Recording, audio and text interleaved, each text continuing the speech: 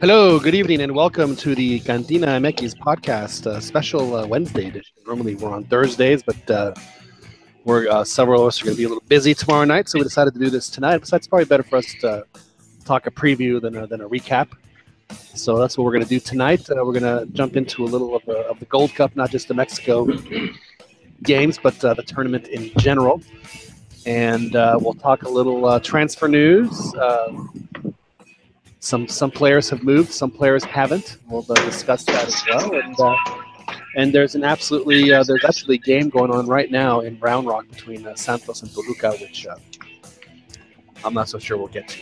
But, plenty of stuff for us to talk about tonight. As always, we have a distinguished panel of guests with us, as we always do here in the CantinaMX podcast. I mean, it wouldn't be the CantinaMX podcast without our regular crew of. Well, if it's a cantina, then that would have to be. Well, I won't say. But anyway, we do have, as always, a distinguished panel of guests. And as always, I start with our friend out in Escondido, California. And that is Daniel Preciado. Daniel, how are you? And it is 2-2. I'm sorry, I shouldn't laugh. 2-2. Are they going to penalties? Martinique in the United States in the 75th minute. Daniel, how are you? I'm doing excellent, John. Evening to everybody. Now, Dan, you had you've gone to see the U.S. in San Diego, and then just recently. Hey, here he is. Oh, you broke the cherry. Got to go to your first Gold Cup game, your first Mexico game in San Diego. Dan, how was that experience for you? It was really, really, really cool. Really, really fun. Yeah. It was a really good, entertaining match. Just pulling into the parking lot, the atmosphere was already. There was just so much stuff going on. It was a really good time. Really, really good time. It was kind of cool. No, and you got to go to the press conference? No. Like I said, I skipped out on the press conference to go say hello to an old friend from the show. That is right. You did get a chance to speak to one of our founding members of what was at that point the Cachirules podcast. Of course, our good friend Christian Velez, who is frankly always welcome to join us here. I'm sure that he listens to us, and we're more than happy to have him on to discuss the world of soccer with Christian. So now, Dan, I do understand, and I'll just ask you one last question. We'll get into a little more detail a little bit later. But you were not particularly pleased with the fact that they did not have a meal ready for you at the press box. No, they didn't have meals for. I don't think anybody really, unless they showed up really early. I was told that they stopped serving at 4:00, and I pretty much got there at 4. So I didn't get a meal at all. So. Well, I'll be honest with you. You probably didn't miss much. Usually, those things are pretty, it's like college cafeteria food. It's not. Well, I rather enjoyed the one for the U.S. friendly at Qualcomm. I mean, the meal that they provided there was pretty decent. What did they have for that? You can tell that it wasn't that great because I can't even tell you what it was. I just remember chowing it down and not having too much of an issue with it. So it was real food. I believe it was probably some kind of like beef kind of concoction with rice or something and tortillas or something. But it was good. Beef-like substance. Yeah, something like that. But I did enjoy some nice cold brewed coffee and a brownie. That's what I ate. Yeah, was it cold brewed coffee because the coffee had been sitting out so long that it just got cold? I didn't want to chance it, so I just it was a hot day, so I just and I figured coffee would be the best way to keep the hunger from getting too bad. I understand. Well, we'll talk to you about that a little bit later, but thanks for having coming on the show again, as always. And of course, we are live on YouTube, and we will have this podcast and previous editions available to you on the Podcast Center at iTunes and, of course, on Google Play. And I believe, Chiquis, Albert Campa, we have once again have established a telephone connection for our loyal listeners to call on. Is that correct? Oh, I'll get that shortly. Okay, well, it will be available for our folks later this evening. But Albert Campa joins us from Kyle, Texas, in Hayes County, which I believe has a very similar population to Martinique, who's now down 3-2 to the United States. But given the U.S. everything they can handle here in the first round of the Gold Cup, Chiquis, how are you, sir? Pretty good. I guess you're calling me a minnow in a minnow city. No, you're not. I mean, you're in the greater Austin metropolitan area. Yeah. But but still, the population of Martinique is in the hundreds of thousands, and that's what Hayes County is. So it's just a pretty reasonable comparison. The suburbs. Suburb life. In fact, it would surprise me actually, Chiquis, if Martinique has less of a population than Hayes County. Yeah. Maybe. Better go show you that football is 11 contra 11, etc. Well, good to have you on the show. Yes, Dan. John, am I reading that correctly? That the U.S. is now tie. It was 2-2, but the U.S. has actually gone ahead. It's 3-2 now. The 3-2 US, yeah, they are to Jordan Morris scored his second goal of the evening. But but Martinique is, like I said, they're given. I mean, they are not kind of like the way El Salvador played Mexico. They are not hanging back. They are trying to get some goals. And for Martinique, frankly, for them to be able to score 2 goals against the U.S. and when it comes to goal differential, if that means a second place spot over Panama or a third place, it's this is an excellent result for them, win, lose, or draw. So congratulations to Martinique for the game. But good to have you on as always. Albert. Moving along, we also have with us in South Los Angeles, Joel Aceves joins us from his Universal headquarters. Joel, how are you? I'm doing fine, John. Are you getting ready for the Superliga this weekend in Carson, Joel? I don't even know what that is. Have you mapped out your Chivas are playing Tigres for the Supercopa? That's right. It's not looking good. But speaking of Chivas, I have some noti breves. Wait, do we have to turn on the sirenas, Joel? No. No, okay. No. The first one is a bit old, but Bimbo dropped a lawsuit, so that's pretty good. And then the second one is Chivas TV. They just announced Chivas TV 2.0, which I find a bit funny. Oh, that's the wrong thing. I hit the wrong button. Sorry about that. So now they have a partnership with Playmaker Media, which is owned by NBC Sports. So they're guaranteeing that, a better quality. But see, the thing is, in the U.S., if you get Chivas TV and you live in the U.S., you will only be able to hear audio commentary. Well, yeah, because they already have video rights. I don't even know who would want to buy that. And the third one was there was an interview with Santiago. His name is Santiago Hirsig. For those that don't know, he is Almeida's agent. So he had an interview with El Financiero, and he said he was talking about how they turned down an offer from Alaves for La Liga, but he said Almeida had at least 6 more months at Chivas, which is interesting to hear, given that he has about a 4-year contract. Well, contracts can always be bought out, so So in other words, he's sticking around for 1 more season. And I think until a better offer comes around. He's an agent. I mean, honestly, anytime agents make public statements, I mean, you almost have to. I always firmly believe that the exact opposite is true. Like whenever an agent says something about a client, it's usually complete BS, and it's just a complete fabrication. For better or for worse, but that's just my personal opinion. So take that for what you will. Well, as always, we always appreciate your Chivas inside knowledge. For someone who doesn't follow the team, you always seem to have a lot of knowledge. We do appreciate that. Well, I follow them off of the field, John. That's where the fun stuff is at. You follow them off the field. Yes, like Salcido's shenanigans. But more on that later. Okay. And another Chivas fan joins us this evening from Orlando, Florida. Orlando, California, no. And was not able to join us last week for personal reasons, but is with us back again. Of course, we're talking about Rigoberto Raton Ayala. How are you, sir? How are you guys? I'm doing good. Yeah. Yeah, but those personal reasons was I fell asleep on my couch and woke up confused at 2 a.m. You know, I said personal reasons so that you wouldn't have to embarrass yourself. But it's okay. I'm sure the people were wondering, and they must know. And Rigo, were you FaceTiming Salcido? Yes, now, we were live from the Trans Fest. Were you?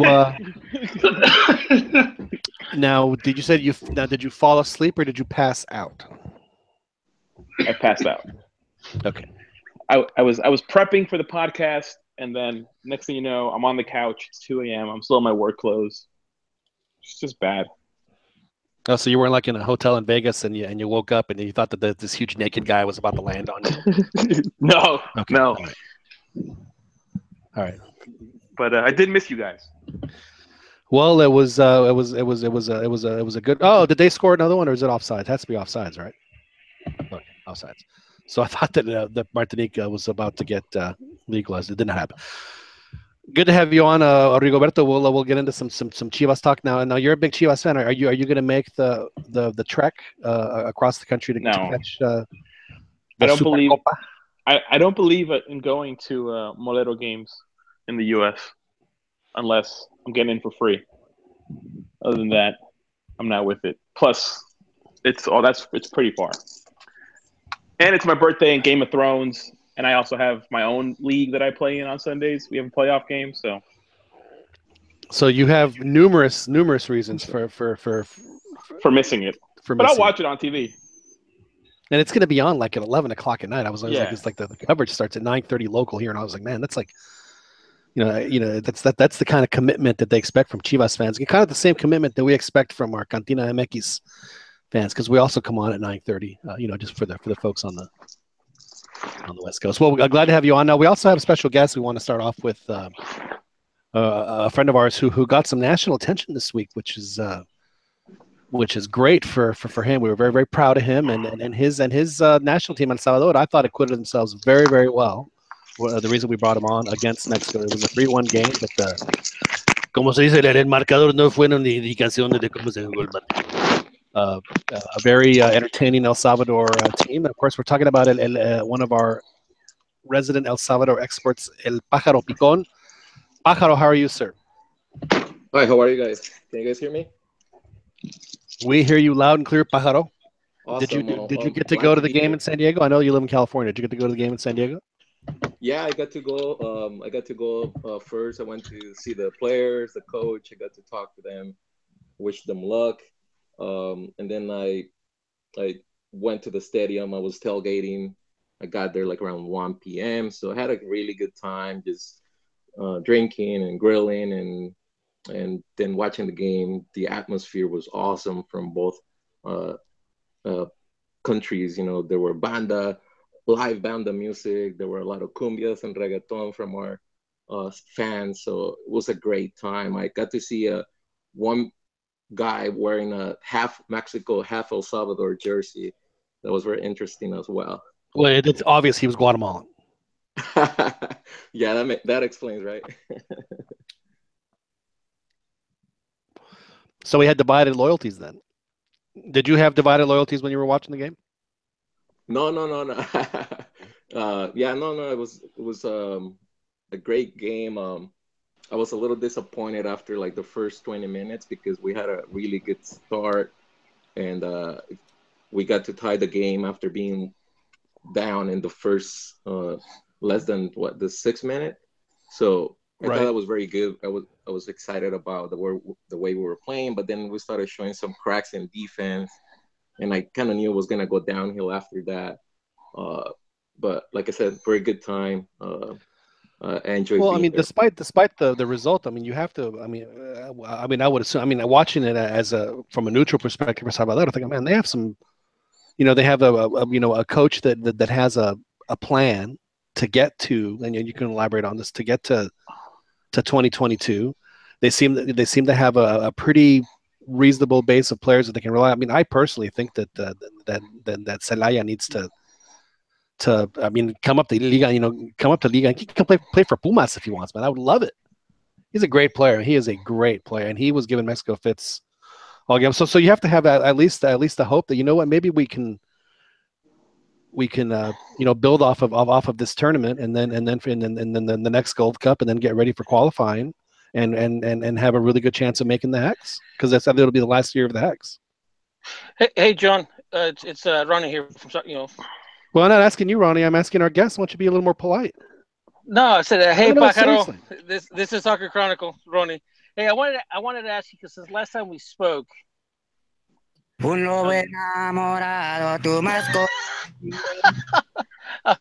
for the intro.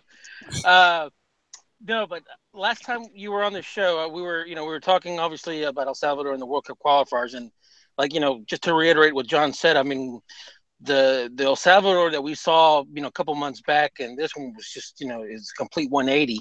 I mean, last time we spoke, Federation wasn't Primi coaching El Salvador? Different coach, different players. Different coach. I mean, the players were complaining about, or I don't want to say complain, but they were, they were having problems with the executive, I guess the federation as to lodging. Correct. And this. What has happened since then to the federation, that the players and the execs, that they resolve their issues? Yeah, I mean, there's still a lot of issues. Don't get me wrong, but it was a different team that played this time.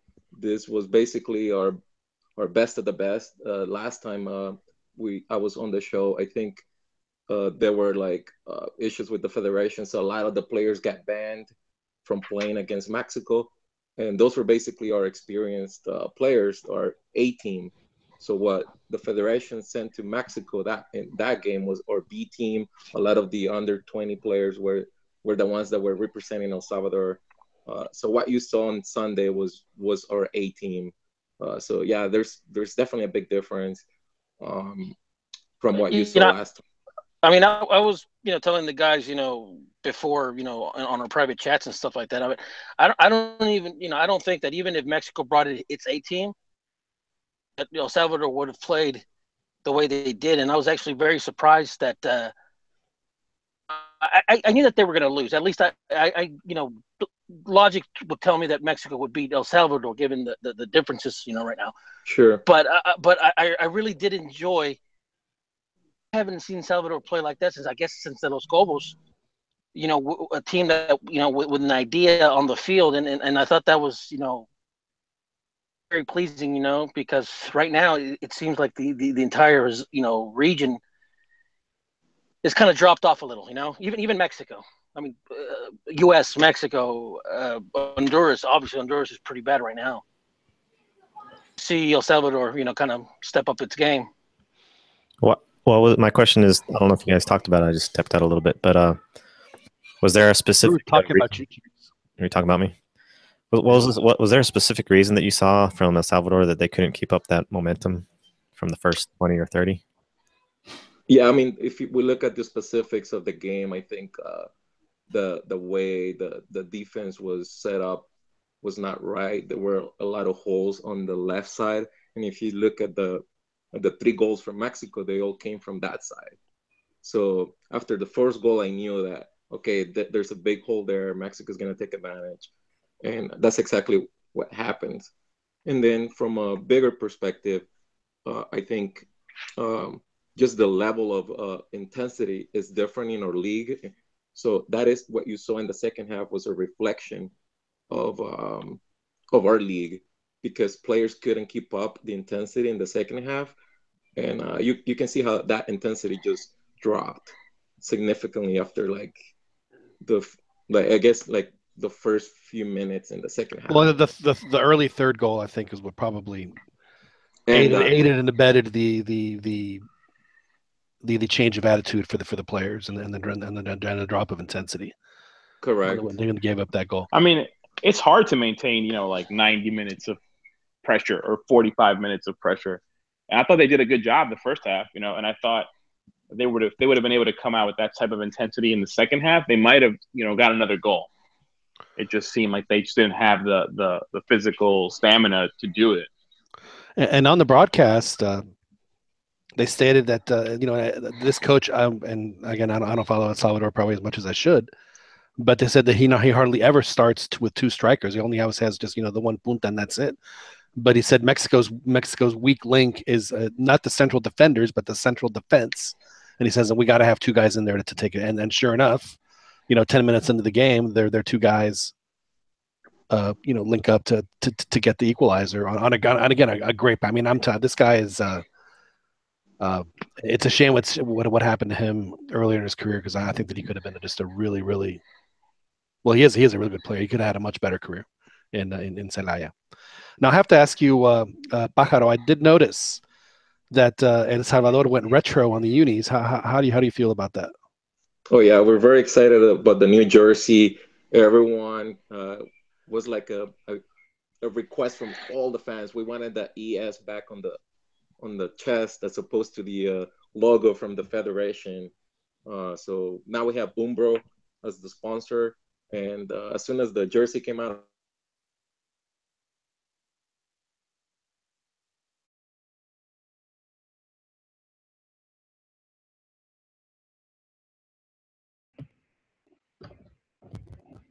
Pumas. Yeah, it was the Adidas jersey back in the days, and so yeah, that retro look, it's good to see that. It's definitely a positive, at least on that. Thing regarding to the game, one thing that I kind of noticed with El Salvador, that even towards the end of the game, when Mexico was beating El Salvador's back, their backside, I was surprised. I was surprised that El Salvador didn't resort to basically or bunkering. They still tried to play. Do you think that's? Do you think that was careless on the part of the coach, of your coach, or do you think it was just that they wanted to? No, I think that's the style of the coach Lara. Yeah, that was the way the game was set up. I don't think the team was set up to just kind of waste time or try to go for a tie. If you saw the way we were playing, very aggressive with two forwards, with Celaya and Bonilla attacking, and it worked. I mean, at least in the first half.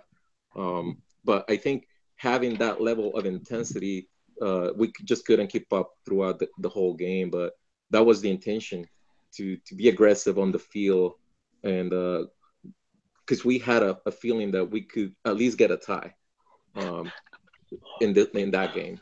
Now, moving forward, do you? I mean, particularly in this tournament, how would you gauge this tournament to be a success for El Salvador? Would they, not just make the knockouts, but if they get a quarterfinal win, would you like, man, this is we're starting to turn the corner here? Would that be a good indication of how things are going for you, or are you looking for something else?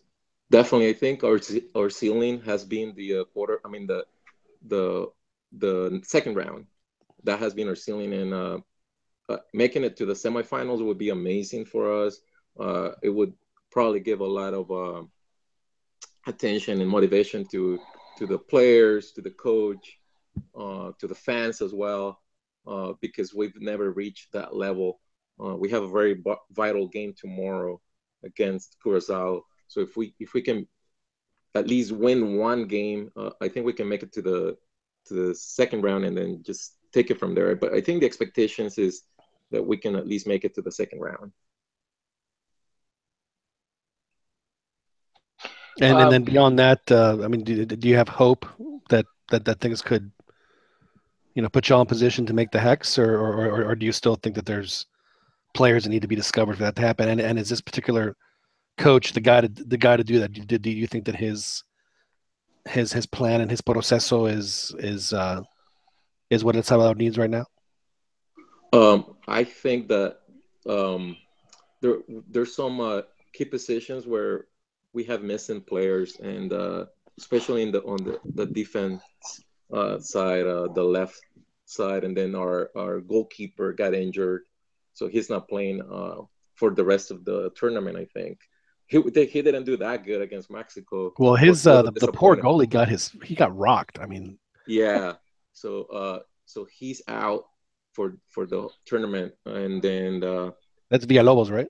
Villalobos Benji. Yeah, he was the best goalkeeper in the local league in El Salvador. He won as best goalkeeper, but so that is a big loss for us. I am concerned about that. And then also, if we can make the adjustments, as I said, on that left side, I think we'll be okay. I think we can start dreaming to get to like semifinals. But I want to see what happens tomorrow. I want to see what we do against Curacao and then take it from there. Ron, did you have a question? Yeah, I had a question. Normally, I read the papers and the online from the opposing team, but I didn't get a chance to this time with El Salvador. How has the press treated the team as of late? I mean, were they pretty tough on the team after the Mexico loss, or yeah, team? Yeah, they were very critical of the players, and in terms of because we knew we were playing the B team of Mexico, so I think the expectations were a little higher, and but it goes back to we know what the underlying issues are with our soccer. So when you look at that from that perspective, then you realize, okay, maybe it was expected, that we lost against Mexico. So very critical of the goalkeeper, and like I said, the defenders, and even the coach for putting in the some of the players that we knew they were not up to the level that is required to play against Mexico. Like we had other options in a team called Santa Tecla. That's the team where Loco Abreu was playing, and they just won twice in a row. That was one of his like 350 teams that he's played for. Yes. Yeah, so that is his passport has to be like 80 pages thick. Santa Tecla, aren't they like kind of like the Cinderella type of story over there in El Salvador, that they fairly young Correct. team, Yeah, it's brand new fairly team. young team, and then very they found young team. okay. It's a success story. It's a role model for the rest of the teams in El Salvador. They're doing it the right way, and they have really good players that know how to play each other. And I thought that was going to be the base for the national team, but there are other interests. I mean, I'm just assuming, but there are other interests. So there's another team, Alianza, which is the team that everyone follows, that has the most influence with the federation. And some of the players that I didn't think were going to get called, got a call just because they were part of Alianza. So now we're seeing the results, especially on the defense side. Pardon my ignorance, but Santa Tecla, where are they at, in what department of El Salvador? It's La Libertad. La Libertad? The problem there is that it's close to, it's basically like a metro area of the capital of San Salvador. So everyone is a fan of Alianza, even in the city of Santa Tecla. So very small fan base. But despite that, they have a very solid manager, very solid people behind that club that are making things happen for them. So they're like the Pachuca of El Salvador. Yeah, I guess that's the equivalent. Correct. Now, anybody else have any questions for Pajaro before we cut him loose? Because I do have one question I do want to ask you, Pajaro. So you saw you're watching Univision, and then they saw Twitter, and you saw your Twitter on there now. When you saw it, which reaction did you have? Did you like freeze? Oh my God, did it show my Twitter? Or would you go, it's about damn time they put my shit up on the screen. I know what I'm talking about. I'm just curious. No, I never thought that tweet was gonna even get like any likes or retweets, and I guess it's because Fito Celaya, like that is our hope. That is the player that represents us at the international level right now. The player that everyone knows.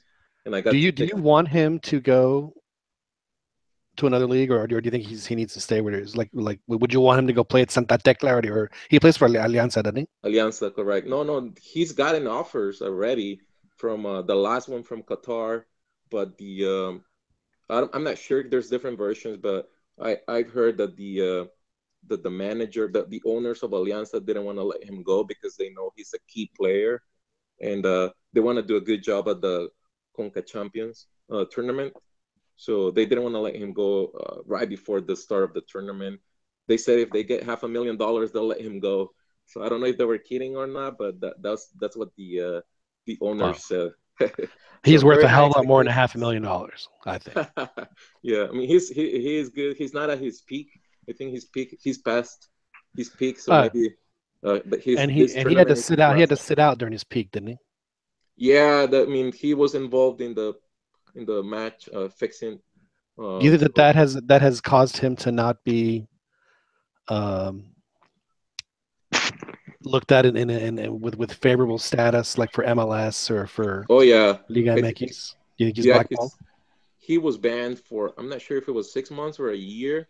So right after the ban ended, he got an invite to train with Dallas, FC Dallas, but because he wasn't active for such a long time, they thought he wasn't ready for to be part of the team. So they said Thanks, but that no they need, thanks. yeah. So that deal fell through because of that. So, but he's definitely got the talent. He played in Russia, and he had the talent to play in even in Mexico. So No, it's just it I was very still think he has a unfortunate. talent. I still think he has a talent to play in Mexico. I think so too, but Yeah. like I said, I doubt that they'll let him go. Maybe if he can score some goals tomorrow or against Jamaica, then maybe another door will open for him. So it might be, this might be his last chance to prove, to show that he's at that level. And you would prefer for him to play outside of Oh El yeah, Salvador at this I point, would yeah. want all of our players to play abroad because of, like, going back to what I said about the intensity or lack of intensity in our league. So over there, the players think they're like superstars and they're the best, but then when we play against other teams outside of El Salvador, then it's kind of like the lights are on and you're kind of like naked. So so you realize, all right, we need players to play in other leagues that have more intensity. Albert Roca, the prior coach, he kept stressing that, and most of the players that were part of the team in the last Copa Oro with Albert Roca were players that were playing abroad, and that was the reason why. He would always make it clear. Right. I can't think of the last El Salvadoran player that played. I mean, well, actually, I can't. Cienfuegos played for a little bit in Santos. Correct. I can't remember one in recent time. I know that they played a couple in Liga de Ascenso in the second division, but I don't recall one in Liga MX, the first division. Joel, didn't Celaya actually play for a little bit in with Leon? Leon, yeah. Yeah, but they were in second. Yeah, that's what I thought. Yeah, it's gonna come down to promoters, and not so much the level of talent, but if they just have the right promoters, the right agents to get them into some of the teams. Yeah, because like I said, I'd have to check the Citadel to see the last Salvadorian player that played in Mexico's first division. Because off the top of my head, the last one I can think of is Cienfuegos, and that's with Santos. Yeah, it's been a while. It's been decades almost. Yeah, it is. I mean, that was in the '90s with Cienfuegos. Wow, a long time. Speaking of Cienfuegos, what's he up to? Is he coaching something, or is he coaching in El Salvador, or is he in LA? He's working for Galaxy. I think last time I heard, he's in France. He's training, getting trained actually, to become. I'm not sure if it's a coach or something related to that, but he is in France right now. Was part of Galaxy. Oh, okay. Yeah, so there's. Excellent. Well, Pajaro, we really appreciate you coming on the show, man. As always, you bring a lot of level-headed insight to the team that you follow, and you're very passionate about it. That's a very good quality to have, and good luck tomorrow, and good luck the rest of the tournament, and hopefully we'll see. Salvador is a team that needs to play the Hex just because of the fact that they have one of the best home field advantage in Central America. That gives them always gives them a chance to make the World Cup, because it is a pain in the ass to play in that stadium. Yeah, It's a great stadium, man. It is that great '94 team that Mexico had that just rolled everybody in qualifying, lost at the Cuscatlan, and almost didn't make the World Cup because of it. Yeah. So yeah. Well, thanks, Pájaro. We really appreciate it, man. One last thing, you guys. Pájaro. One last thing, Pájaro. Are you familiar with the Mexican comic Polo Polo? I'm familiar, not lately, but yeah, I've heard of him. Polo Polo. Google or YouTube Polo Polos, El Chango y El Pájaro. Okay, I will. It's a hilarious joke. But it's really funny. All right, I'll look it up on YouTube. All right, man. Thanks, Pájaro. We appreciate it. Yeah, and good luck to the rest to El Salvador. Thank you, guys.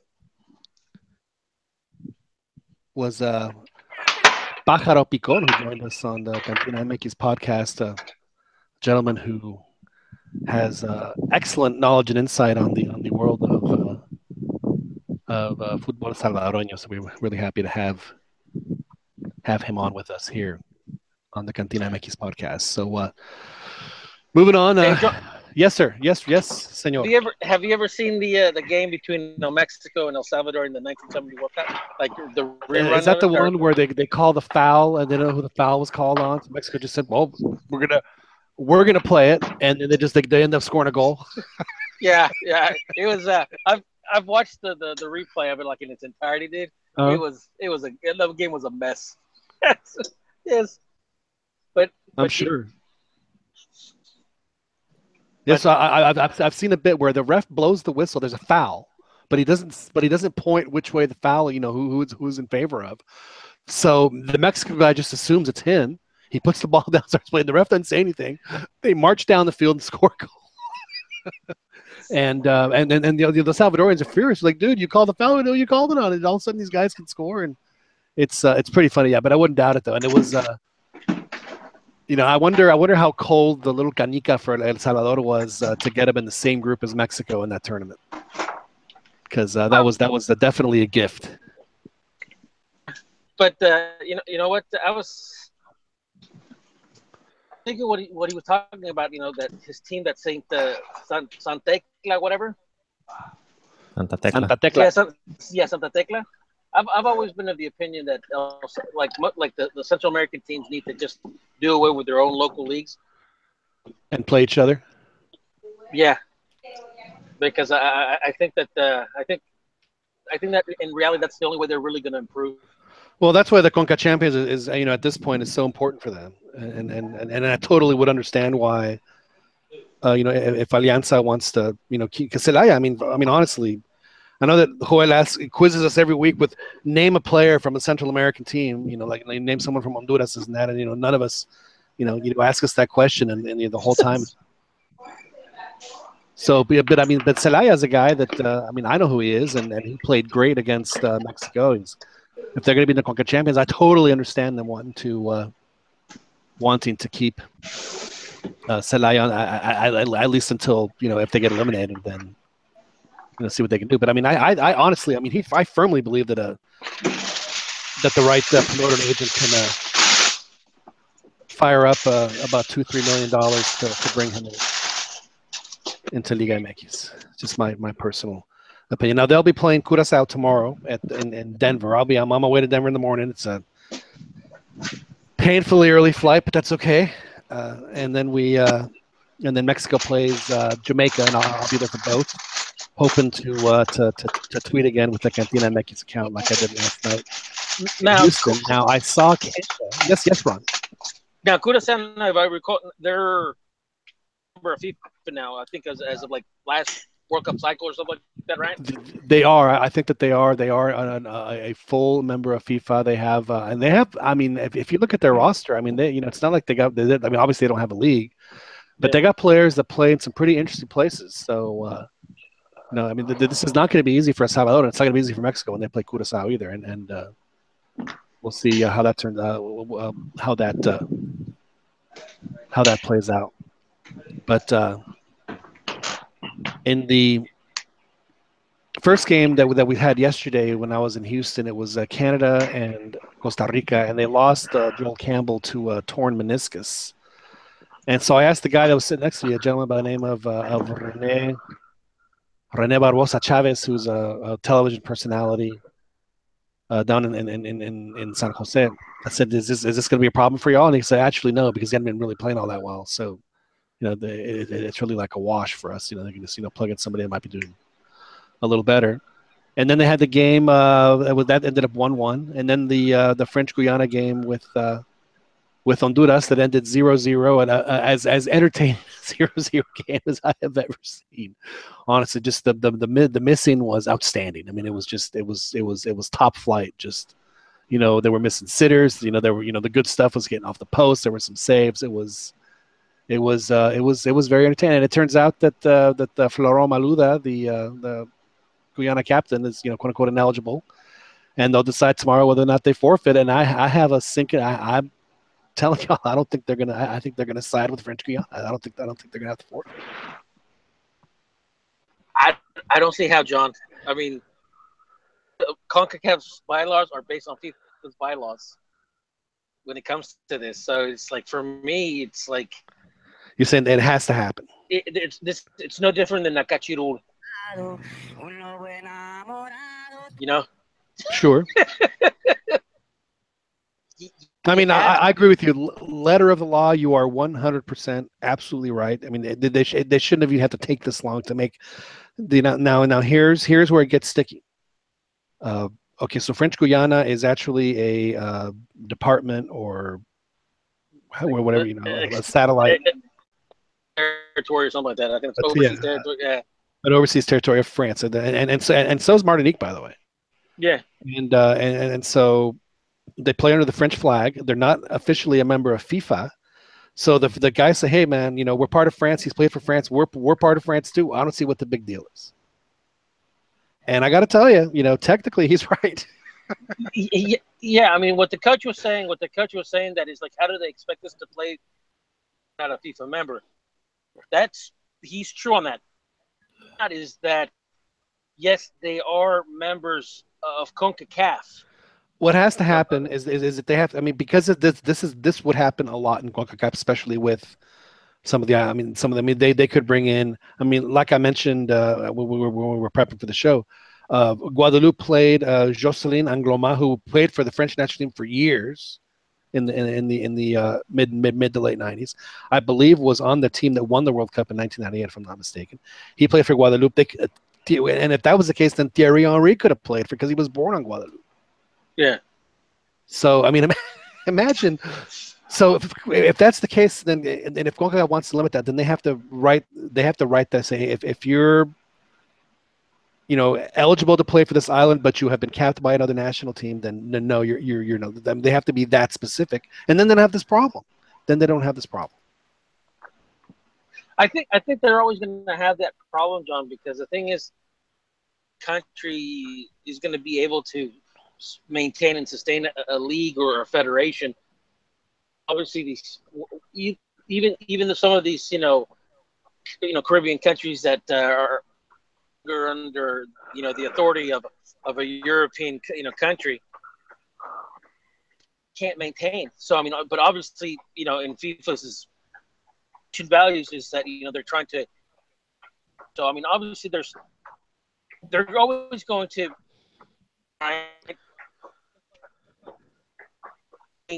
Welsh teams to play England's premier team and stuff like that. There's always going to be exceptions. Remember that in 2011, after the second game, like these second games in the Gold Cup are just fantastic right there. There's always just this major thing that happens. That was when they announced the Clenbuterol, and Mexico had to lose 5 or 6 players, and CONCACAF let them replace them. Mm-hmm. And so now, because of that, they have rules that after the first round you can make up to 6 replacements. So, I mean, I honestly believe that because of that, because I don't think they're going to forfeit, and I think Honduras is going to kick themselves because if they end up losing to Canada, then they're gone. They're not going to make they will not make the second round. Did you see the picture of the Honduran FA handing handing a Manila folder, basically their grievances? Right. Yeah, I think Honduras is pretty bad right now. Yes, I mean, I was at the game, and I got to tell you, the Catracho fans were outstanding, were fantastic. It was a great atmosphere. It wasn't as full as I thought it would be, just because of the fact that there's so many Catrachos that do live in Houston. That I thought it would be a slam dunk that this place is going to sell out. It's going to be, but I think that's kind of a reflection of how the team is playing, and then they got tired. They got tired of missing it. It was crazy. It was relentless, the goals that they were missing, and then French Guiana the same way. They had some great opportunities, and it was just nuts. It was. And the crowd, they got lifted with every possible chance where they might score again. It just built up. It was really, really, and they did a great job. It was a lot of fun. It was had a little barbecue there at the press box, and I know that Dan was very upset with that, just because. Hey, John, just curious. Yes. Do the other like for example the Catracho fans, do they also do the chant at the keeper? I did not hear it. Okay, so it's just a strictly Mexico thing. Yeah, I'm sure that the fans are. Yeah, but I think that especially the Central American fans are like, well, we're not going to, we want to use that to our favor, to our advantage. Yeah. So we're not going to do it, but we'll let Mexico do it, let them deal with the consequences. So, no, they didn't do it at all. There wasn't that many fans in the first place, though, to hear them.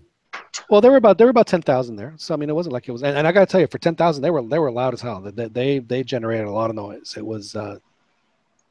They were having fun. I mean, they were living and dying with every. And then toward the end, like with 10 minutes left, they turned on the coach.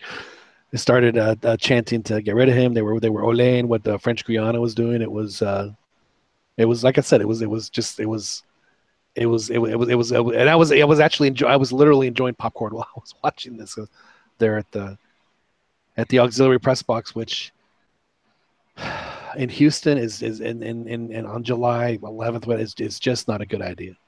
It is. Had I known I was going to be in the auxiliary, and frankly, I probably should have figured it out. I would have worn. And Joel, you can mute or turn off the podcast room, but I probably would have worn shorts, because it was. Well, Ron can attest to this. It was a little toasty there, and then Ron, when it rains in Houston, at least around here, when it rains, it cools it down to 75. It's really pleasant for a couple minutes, for about 3-4 hours, and then it cools off, and it's just a great. But in Houston, no. In Houston, it was pouring, and then it stopped, and it was like 9, and it was instantly 95 again. It was just awful. It was awful. I'm not gonna lie to you, John. I don't think I can move back south again. I don't think I could take the heat and the humidity anymore. Any type of heat, dry heat. So you don't want the dry heat. You don't want the wet heat. Nah, dude. No heat for you. No. I like it in the 60s. Even 50s. I'm cool with that. The north has made me weak. You're pampered. Yeah. That is very unfortunate to hear. Me estoy avergonzado. I'll let Hugo speak for you. But no, it was very humid, and I was. I'm a gentleman who sweats a lot. I have a great skin because of it. I don't have the issues with the pores and this and that because of the fact that I lose 30 pounds of water weight when it's humid like that. But it was rough as far as that. But it was good to be there. And the CONCACAF people, I thought they did a great job in staging the event there in Houston. So it was just disappointing that the expected crowds didn't show up for them. So tomorrow, Mexico plays Jamaica, and expecting a lot of changes. Now, are we going to see the 8 changes that the U.S. made tonight for their game against Jamaica? I don't think so. I don't think that they're gonna. I think they've kind of. I want to believe that they've learned their lesson from the New Zealand game, and have to take Jamaica a little bit serious. Well, say they win the game again, and again, no guarantee.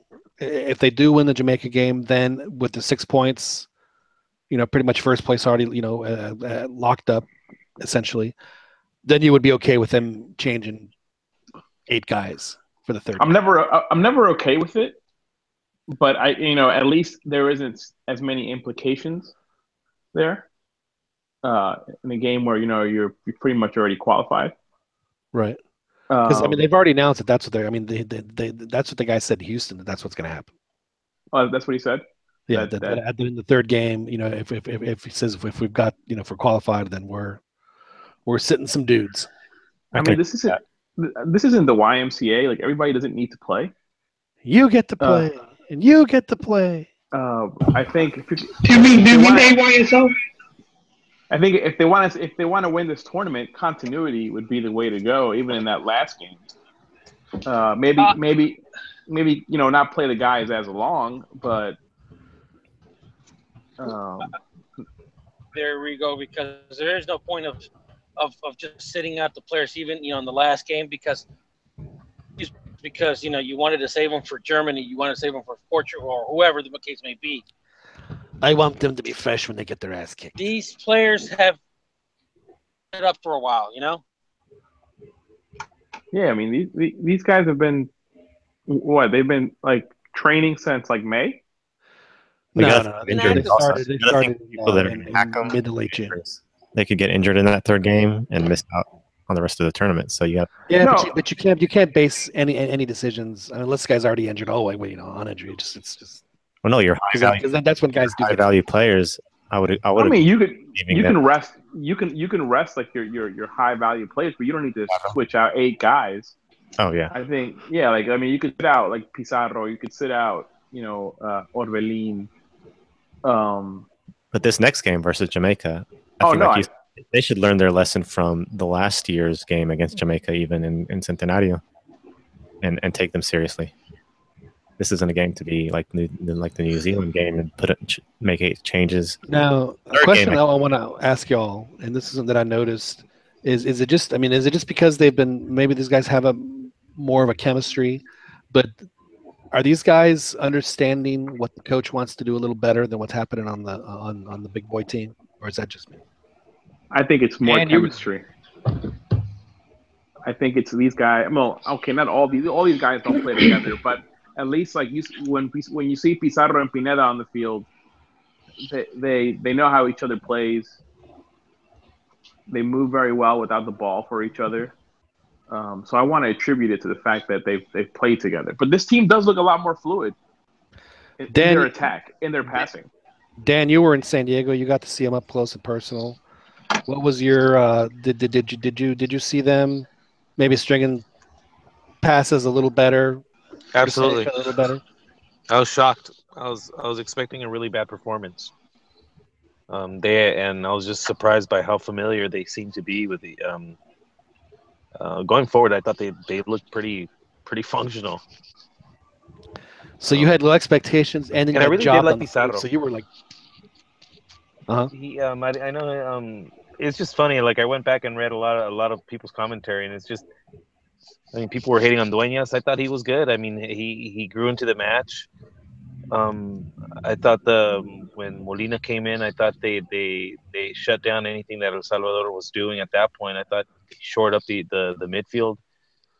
Pizarro was a great link to the forwards. I was really impressed. The way they all offensively, the way they looked defensively. Obviously, I mean, I think you might have mentioned it. It was probably one of the slowest center back pairings ever. Yep. But I mean, but that's just the way the team's set up. They're gonna leave a lot of open space, and it's gonna expose the back line to getting smoked routinely by anybody.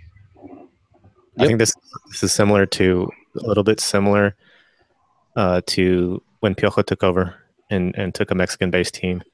The pressure wasn't as huge now as it is in Confeds, and these guys aren't divas who like the defense Well, wasn't. are they divas in training though? I mean, what makes you think? They potentially could be. Please elaborate on why you think the national team right now are full of quote unquote divas. I think they're not divas, but the mindset can come into place when they're playing against certain teams, and they're the first team from Mexico. They're like considered the golden generation, and they go and they think things are just going to happen for them because of certain skills that they have or technical ability and the praise that they might get. And then they've gone soft. Yeah, the hunger isn't there as it is for these guys. I mean, honestly, they might as well play the game in their robes and their chanclas and their sunglasses. Where do you get this notion from, Beto? Just curious. Yeah. It's just the way people are. It's because he follows them on Instagram and he thinks that so he sees a picture of a moment in time that happened. Who knows when it could have happened, and you think that they're nothing but a bunch of partiers that don't even care about. So if Pulido was on the team, then they'd probably be half-assing it. Right. I don't see Pulido doing, doing the marvels and stuff that Orbelín is doing and that Pizarro is doing. You don't watch Pulido play then. I think I do watch Pulido play. I think he's fortunate in his goals. He doesn't do like. No, but I'm not. He does so much. See, I'm not even talking. I'm not even talking about his goals though, because he does so much more. Right. Like if you watch him for Chivas, he drops all the way down, almost to like center back sometimes to recover the ball. Yeah, he was definitely the player of the final for sure. He's honestly not. He's honestly not even a real 9. He plays almost like an 11. Like he likes to be outside of the box. You know, we need to start calling Pulido is pretty boy Kikin. That disproves everything I'm talking about. But when I look at the Confed Cup defense and how what? When I look at the Confed Cup defense and how they are ball watching, like YMCA level ball watching against Germany, I'm just surprised. And then, well, dude, they're ball watching because they're thinking about what they're going to post next on Instagram, apparently. Yeah, Beto, is this because he was dancing like in his boxers? that did some discredit in his favor, yeah. But Beto, I think the reason that the Confed defense was ball watching a lot is because it goes back to not having an actual, guy in front of them, a center defensive midfielder that's stopping the attack coming. So like there's large gaps in the field where there's nobody in between the midfielders. Right. There's like 40 yards. There's like 40 yards between the defender and the midfielder. Right. So they end up having a ball watch because you can't just plainly attack the ball and then miss, and then it makes it even worse. I think it does leave the defense just like what the F kind of thing. Like I got to tell you, what do we do? They freeze. The worst one was Portugal's first goal in the first game. I mean, that was the one where Salcedo missed the header. Right, and they were triple teaming. You know who? Ronaldo. Yeah, and then he found the guy who literally walked the ball into the goal. I don't recall that one, but I remember one in Germany where Moreno was. They just tend to like run to where the ball is, and they don't even. They just totally disregard the guy that's on the other side. And to answer Dan's question, my whole perspective on the diva thing is, and maybe Serge can input one day.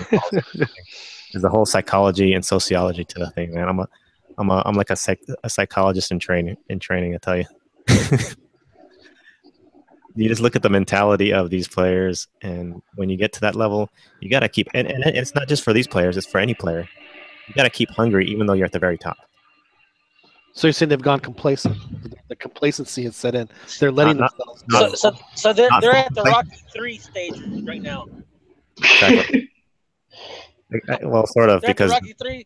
Well, you telling Rocky he can't do photo shoots with Sesame Street anymore? Yeah, exactly. Like when Rocky's training with the balloons and all that stuff, that's exactly what I'm talking about. And then Clubber Lang is in the. So it's not really Juan Carlos Osorio's fault, then, is what you're saying. Well, that's a separate issue. I won't totally say that. I think it is. If you see Rocky 3, what is it? Tommy tells Rocky he's not ready for that. But these are the same guys that were. A lot of these guys were with Chepo, and a lot of these guys were with Piojo. They, on some level, have not. Like Giovanni and company essentially have Okay, not delivered was Mickey. on what everybody was wanting. Maybe what we can take from this is Rocky 3 is that at the end Rocky got a new coach. Yeah, but that's because his coach died. So maybe we did need a new coach. He didn't want to be there though, John. Yeah. Are you proposing violence or something? What's Oh, going that's right, No. because they were training like at Caesar's Palace and stuff. And If it's Rocky 3, then maybe Juan Carlos Osorio is Apollo Creed. Rocky accepts the fight with Clever Lang, and then Mick says, he disapproves, and Rocky's like, why? And he's like, this guy's gonna kill you, and he tells him, oh, since you won the championship, all your fights have pretty much been moleros. Right. That makes sense. That makes a lot of sense because that's kind of Mexico. Before they get to Germany, there's a bunch of moleros, and we get to the real contender. Not moleros, but paper. They were paper champions of CONCACAF. They beat up. But you remember when Clever Lang? Remember when Clever Lang went up to Rocky on the steps? But you've just described every. Described every single national team we've had. How's this any different? How's this any different than the 2014, 2010? These old timers are texting that they're the best generation, that they're the best players ever. I mean, did they really accomplish all that much more? I can't be beat. I won't be beat. I agree. It's cyclical. I think it's cyclical. It happens over and over again. What's your prediction, Ron? Pain. That's right. And the pain is going to be going out in the fourth game again. Well, we already had pain twice. This is Mexico's 4-1. This is Mexico's destiny. Unless they make huge improvements in Liga MX and the national team, the fourth game is going to be. No, but you know what? I think the Confed team could use some of these guys that are on the Gold Cup team. I think the reason that the Gold Cup team looks so well was because a lot of these guys should have been called up to the national team. They are. They have a massive opportunity. Didn't they also mention the fact that they're going to go less rotaciones? Well, the scuttle, the little birds were saying today that they're only going to have, maybe just make 2 or 3 changes for this because they want to give this team continuity, apparently. I guess my thinking is maybe he's just trolling everybody and gonna go with a more stable lineup for the World Cup. That's my hope. They're still doing the same thing with this team too, though. They're still playing players out of position. I'm gonna drive by the Rocky steps. Okay. I agree with you, Rigo. He's doing the same thing with this team, playing guys out of position. Yeah, I mean, was it Edson Alvarez was playing? He was playing him at right back, which I'm not saying he can't play the position, but I think he would have been better served playing at center back over Inugo Ayala and then play your natural right back, who I think is Chaka. Right. I'm not a big fan of him, but play him at his natural position. Chaka ain't going to play against Jamaica. Well, the one thing that I can't understand or can't wrap my head around is that he's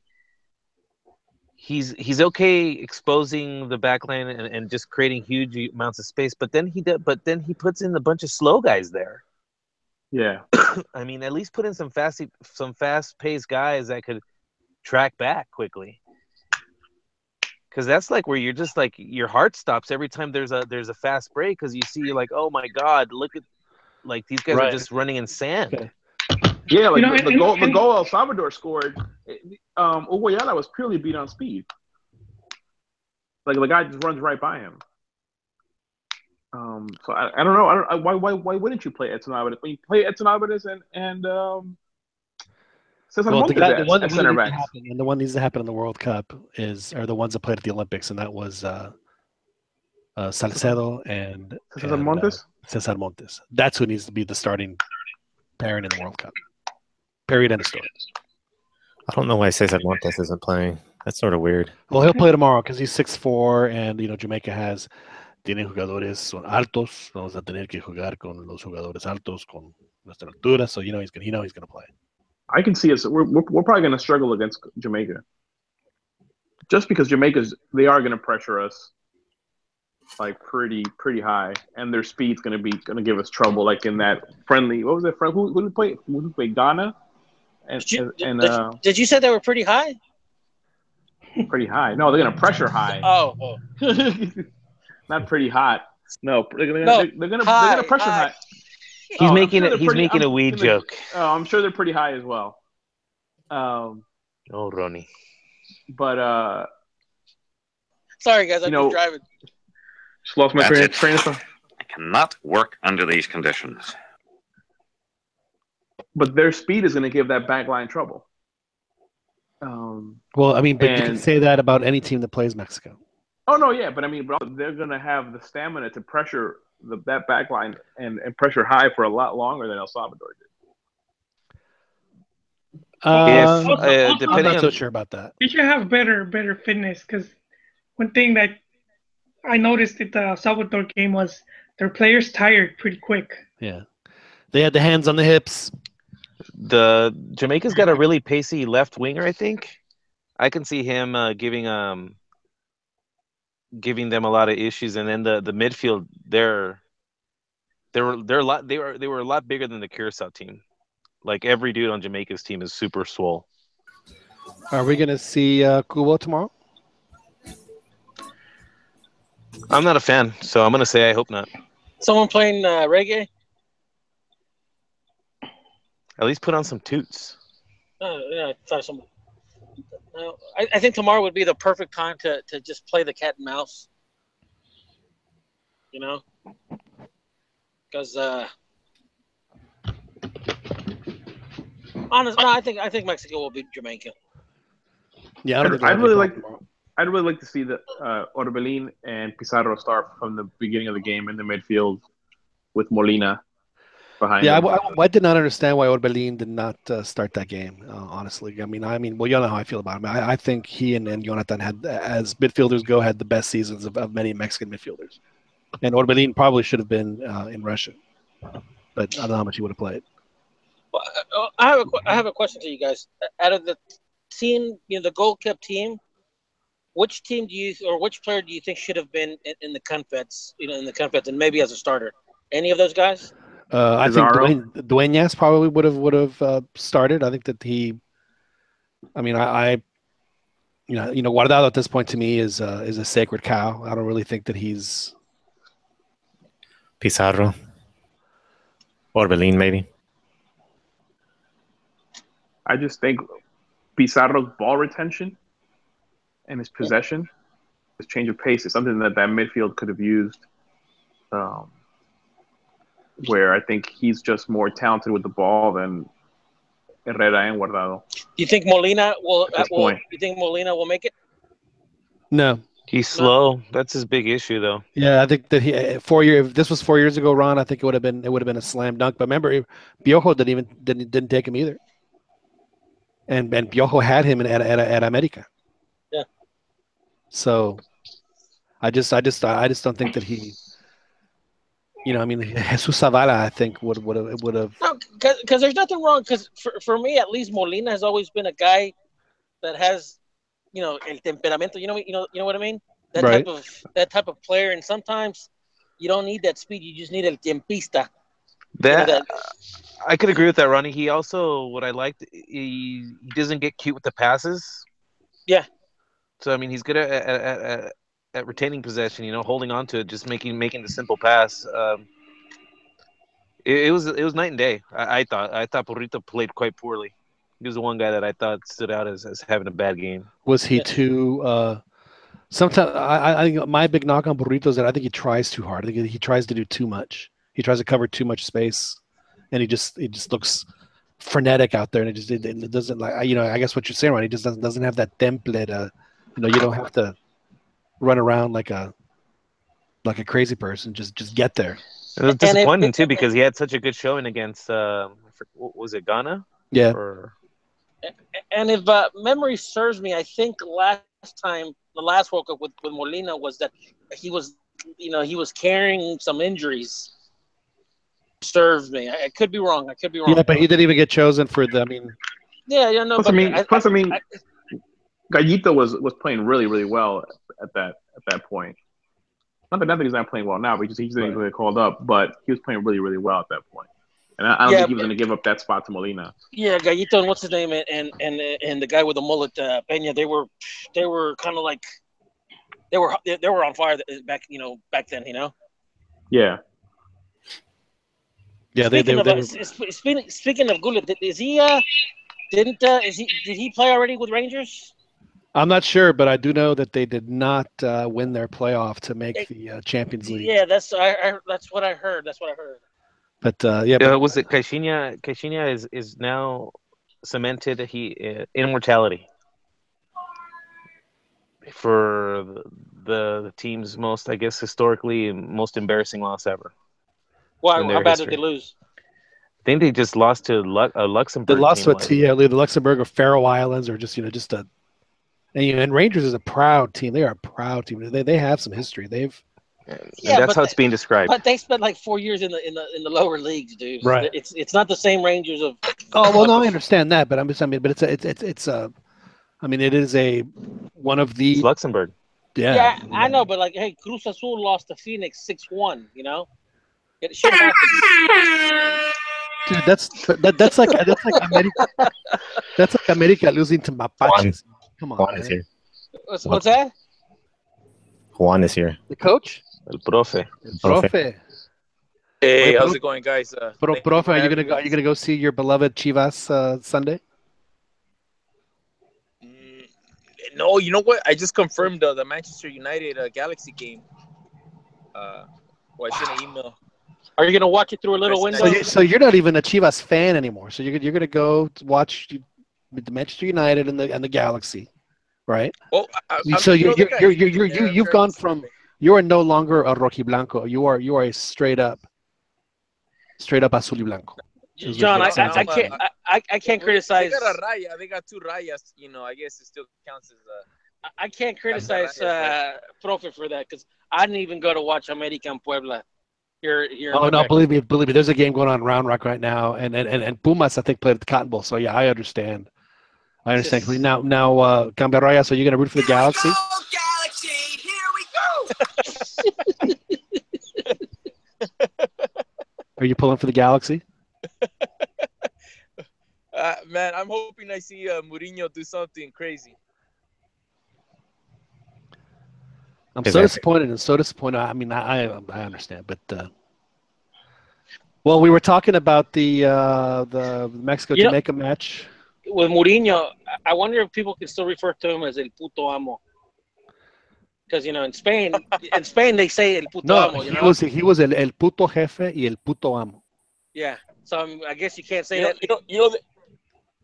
That's interesting because I've heard a similar name used towards to Ronnie. Just La mera verga. Of letter. Amo el puto Ronnie.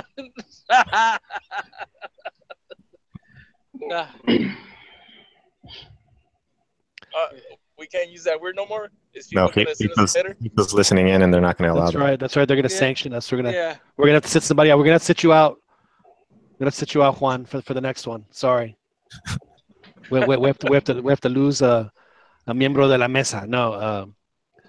I remember when Pep did that because it was actually just a brilliant move by him because everyone was talking about how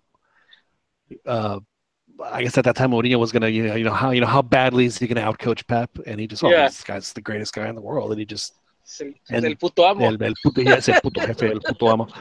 And they just went out and just destroyed Real Madrid the next day, just crushed them, just mopped the floor with them.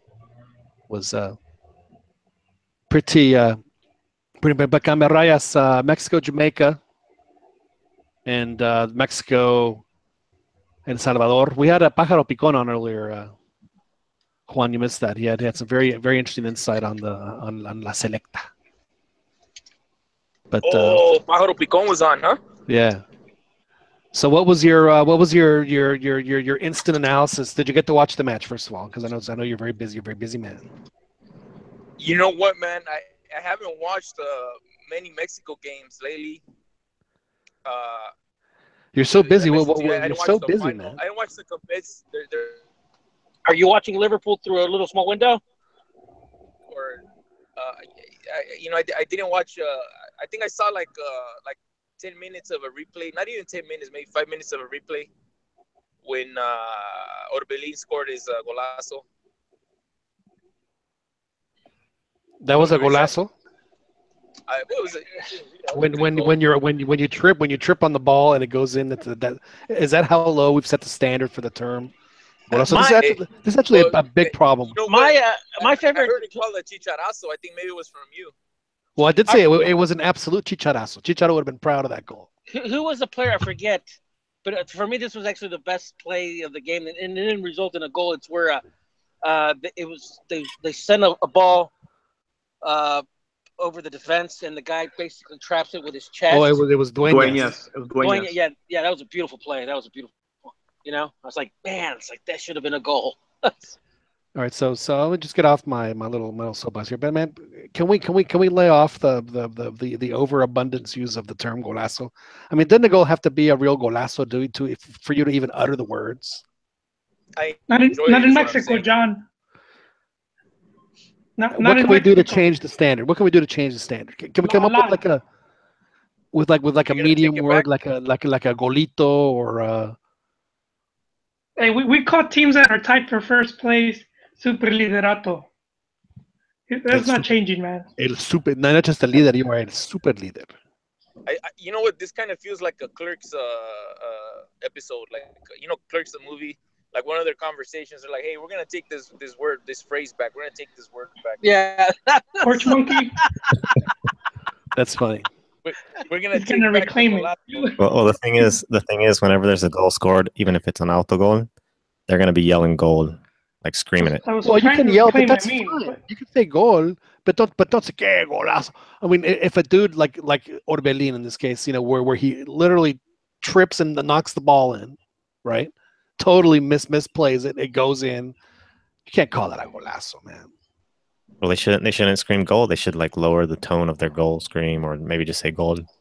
Actually, if I'm not mistaken, I think it was Paco Villa, at least on Univision, that was calling the game. He actually said, "Man," he said it's a goal, but he said it was. But I think he said, it doesn't matter how they go in, it's a goal, because he knew it was a de pura chiripa. He knew it was he scored by accident. It's a Chavo del Ocho goal, Exactly. See, that's what I'm saying. Now, to me, Nelinho. Have y'all ever seen Nelinho's bender in Argentina '78? Yes. That is a golazo.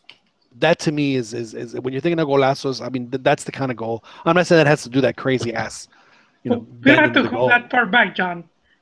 Marco Fabian at the Confederations Cup. Yeah, exactly. That was the and it was actually voted the goal of the game.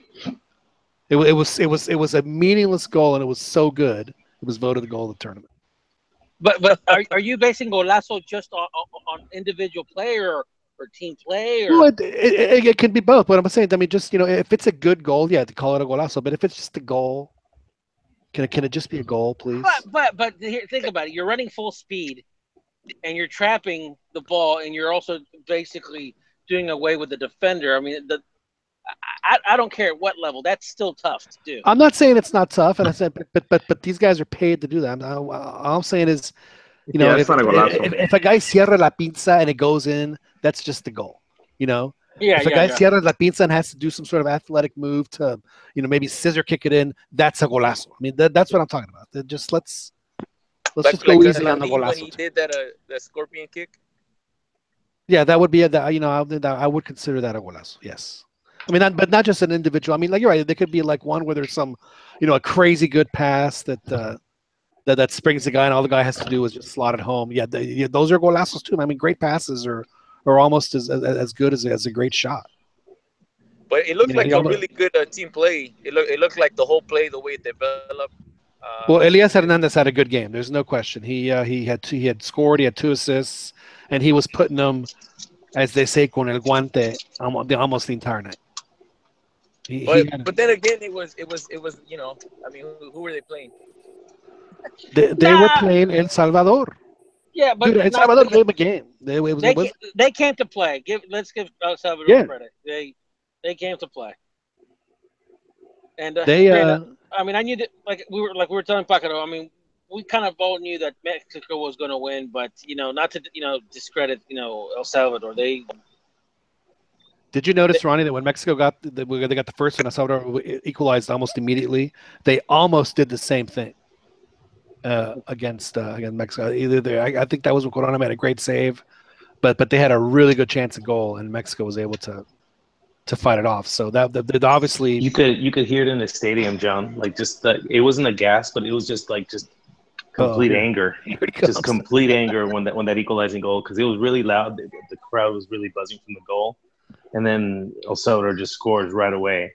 Right, and you just hear this and it was at that point the game was on.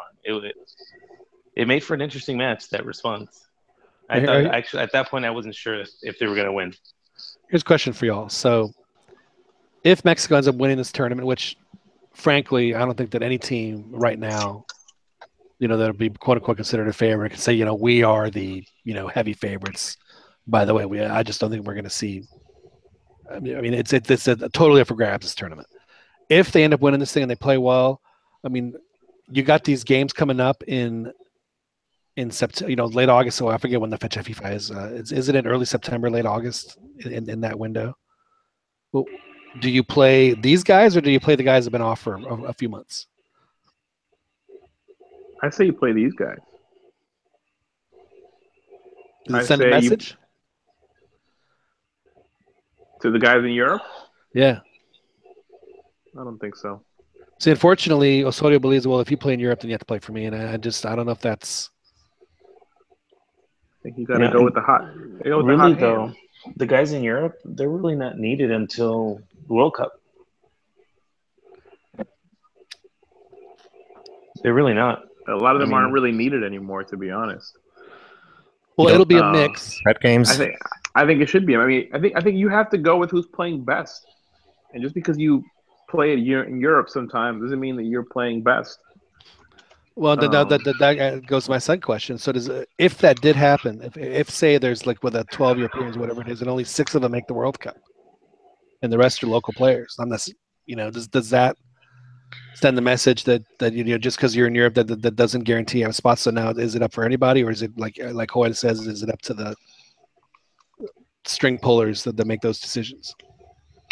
Hey, look at the New Zealand game. Which what the base of that team? Where were they from? Yeah, you sure you want me to answer that?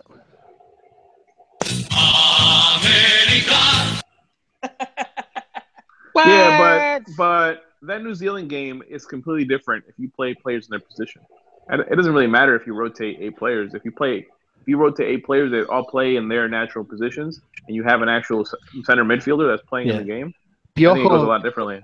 If that would have been, say that would have been the South American team instead of New Zealand, if that would have been like Ecuador or where did the South American team, who they had to play with the Asian team? If that, I guarantee you, it wouldn't have been just an America team playing that team. So Piojo lucked out with that. Oh, I was referring to New Zealand in Confed. No, I understand that, but I mean, I'm referring to what our Profe was saying. Come on, Profe, you're better than that.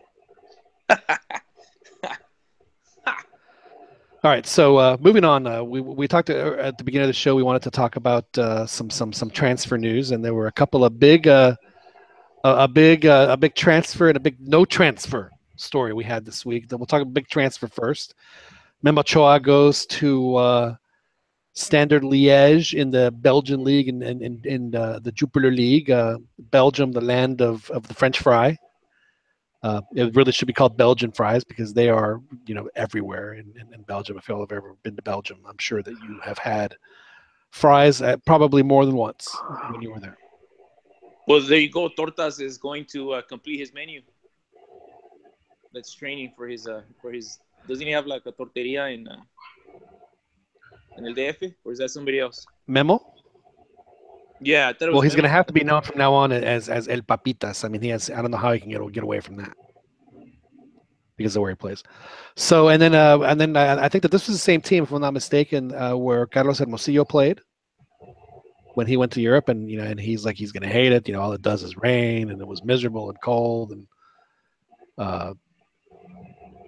so what was the what was the reason for the move? Well, why didn't Memo go to? I think the move is appropriate for the goalkeeper and his skills.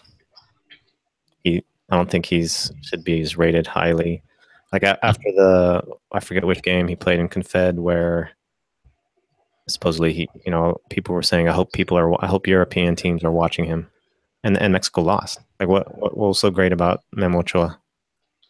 So I think he he's got beautiful hair. Yeah, regardless. Wait, but Al, there's two things to keep in mind. The first is not very teams will use a non-EU spot on a goalkeeper. Exactly. So you're not gonna find that many teams that do that. It's very rare, and then you'd have to be spectacular for that to happen.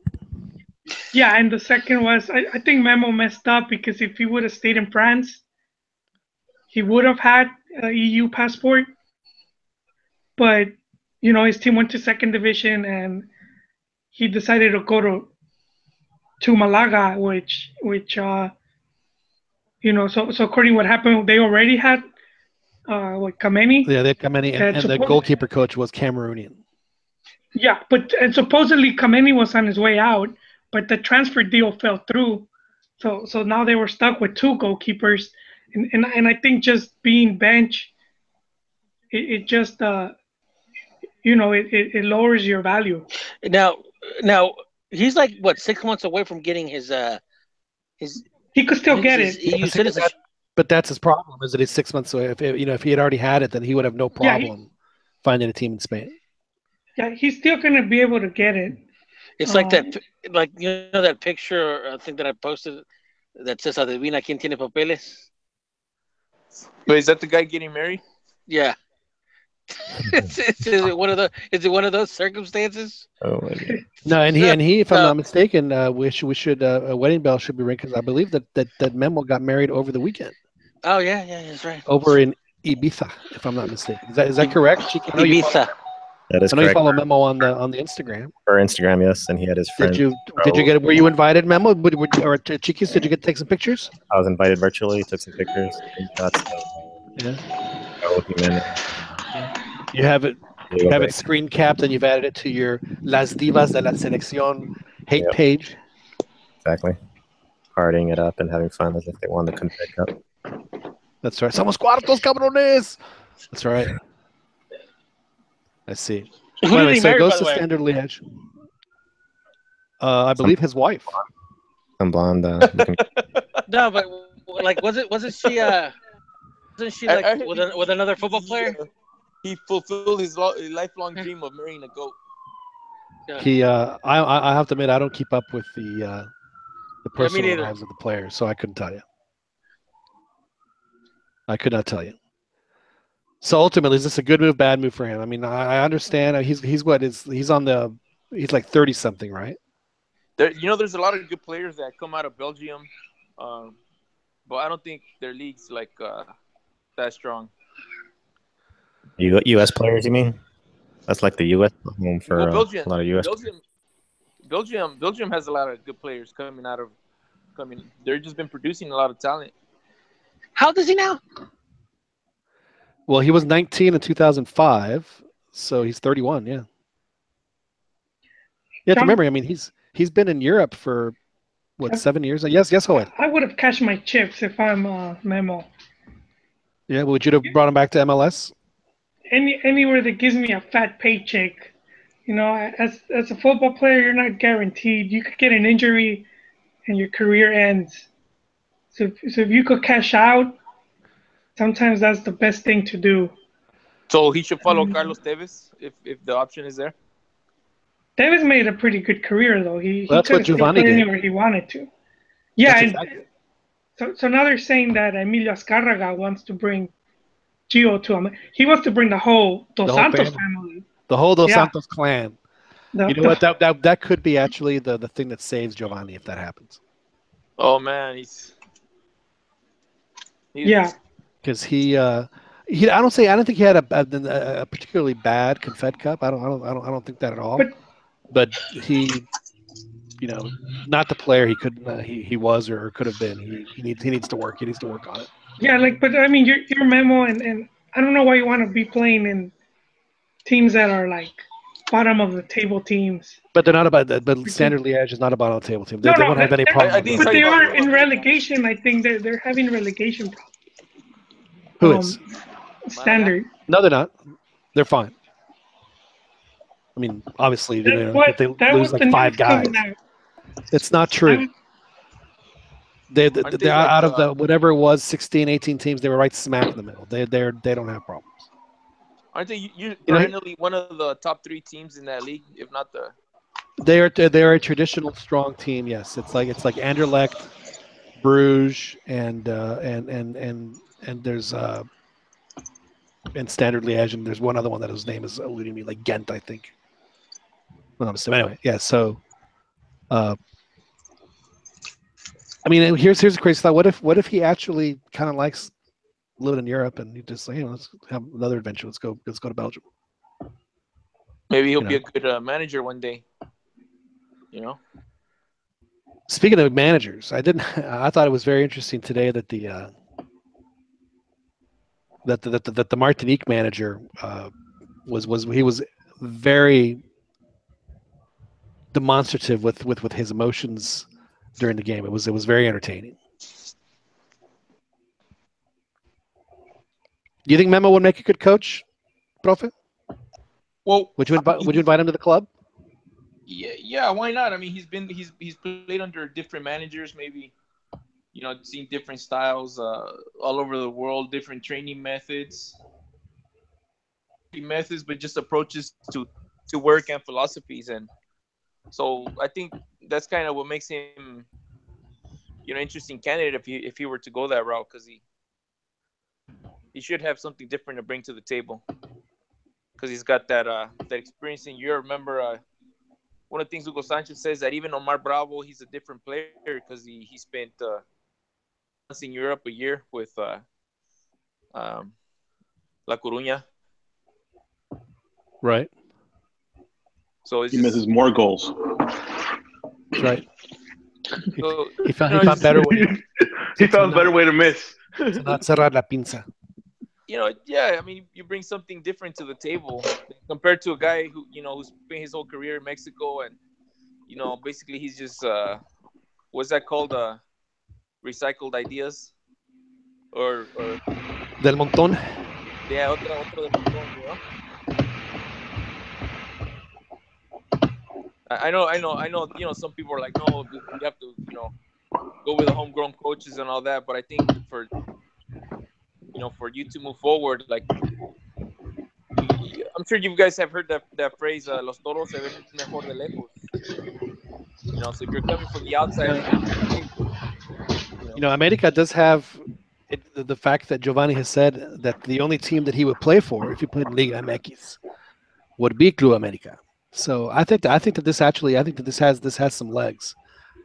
I think that this could happen. Well, especially if they're targeting the dad. Who's been very influential in where his sons play. Yep. And if they're gonna put him in a position like some type of and the Mexican clubs, they have like up to 5 presidents. That's right. So it would not surprise me if by like the Jornada 5, if the Dos Santos brothers are playing at Club America at all. Does Jonah want to come though? I think it's silly. I think it's silly for Jonathan to come now, but I can definitely see Gio playing there. Yeah, but Jonah, I don't think if they dangle the money that America could dangle, I don't think he would ever get it. If that's what his motivation is. I think he would do better than that. They've always seemed very tight-knit. Problems. I'm sorry? I thought Club America was like cutting back on their player budget because they weren't. Because they suck? What? That was long ago. No, seriously, Joel.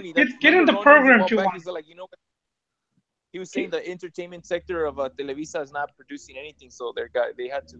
Wait a second. Are we having a Chiva contra Chiva, which is really a Huila contra Huila? Yeah. This is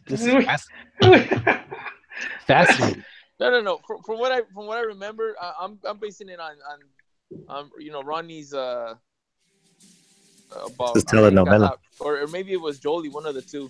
No, It was telenovela. there was a point where they would have like up to 30 players signed, and they would be loaned out to different teams, and they would have to cover the wages because some of these teams just wouldn't be able to, pay the contract. It even happened to Wow. But yeah, so they started little by little, just getting rid of players and just making high transfers. But I think for the past few years they've had that under control.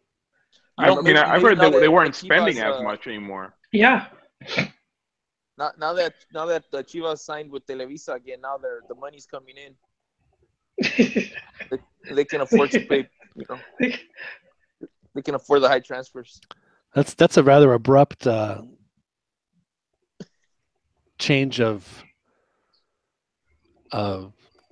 position you have there. Well, John, Chivas is a brand that it brings money to the table. That's why. Remember when Pern he had all the facts about the Chivas TV and how much money it was making them. You figure. Giovanni's not. Jolie's choking. Drink some water, man. Giovanni's not leaving LA. He'll stay there forever. No, man, he's tight knit with his family. Yeah, exactly. If they could, dude, their dad used to coach them as kids before they went to Barcelona. The dad played at America. Then before he went to La Raza. Where's the dad at?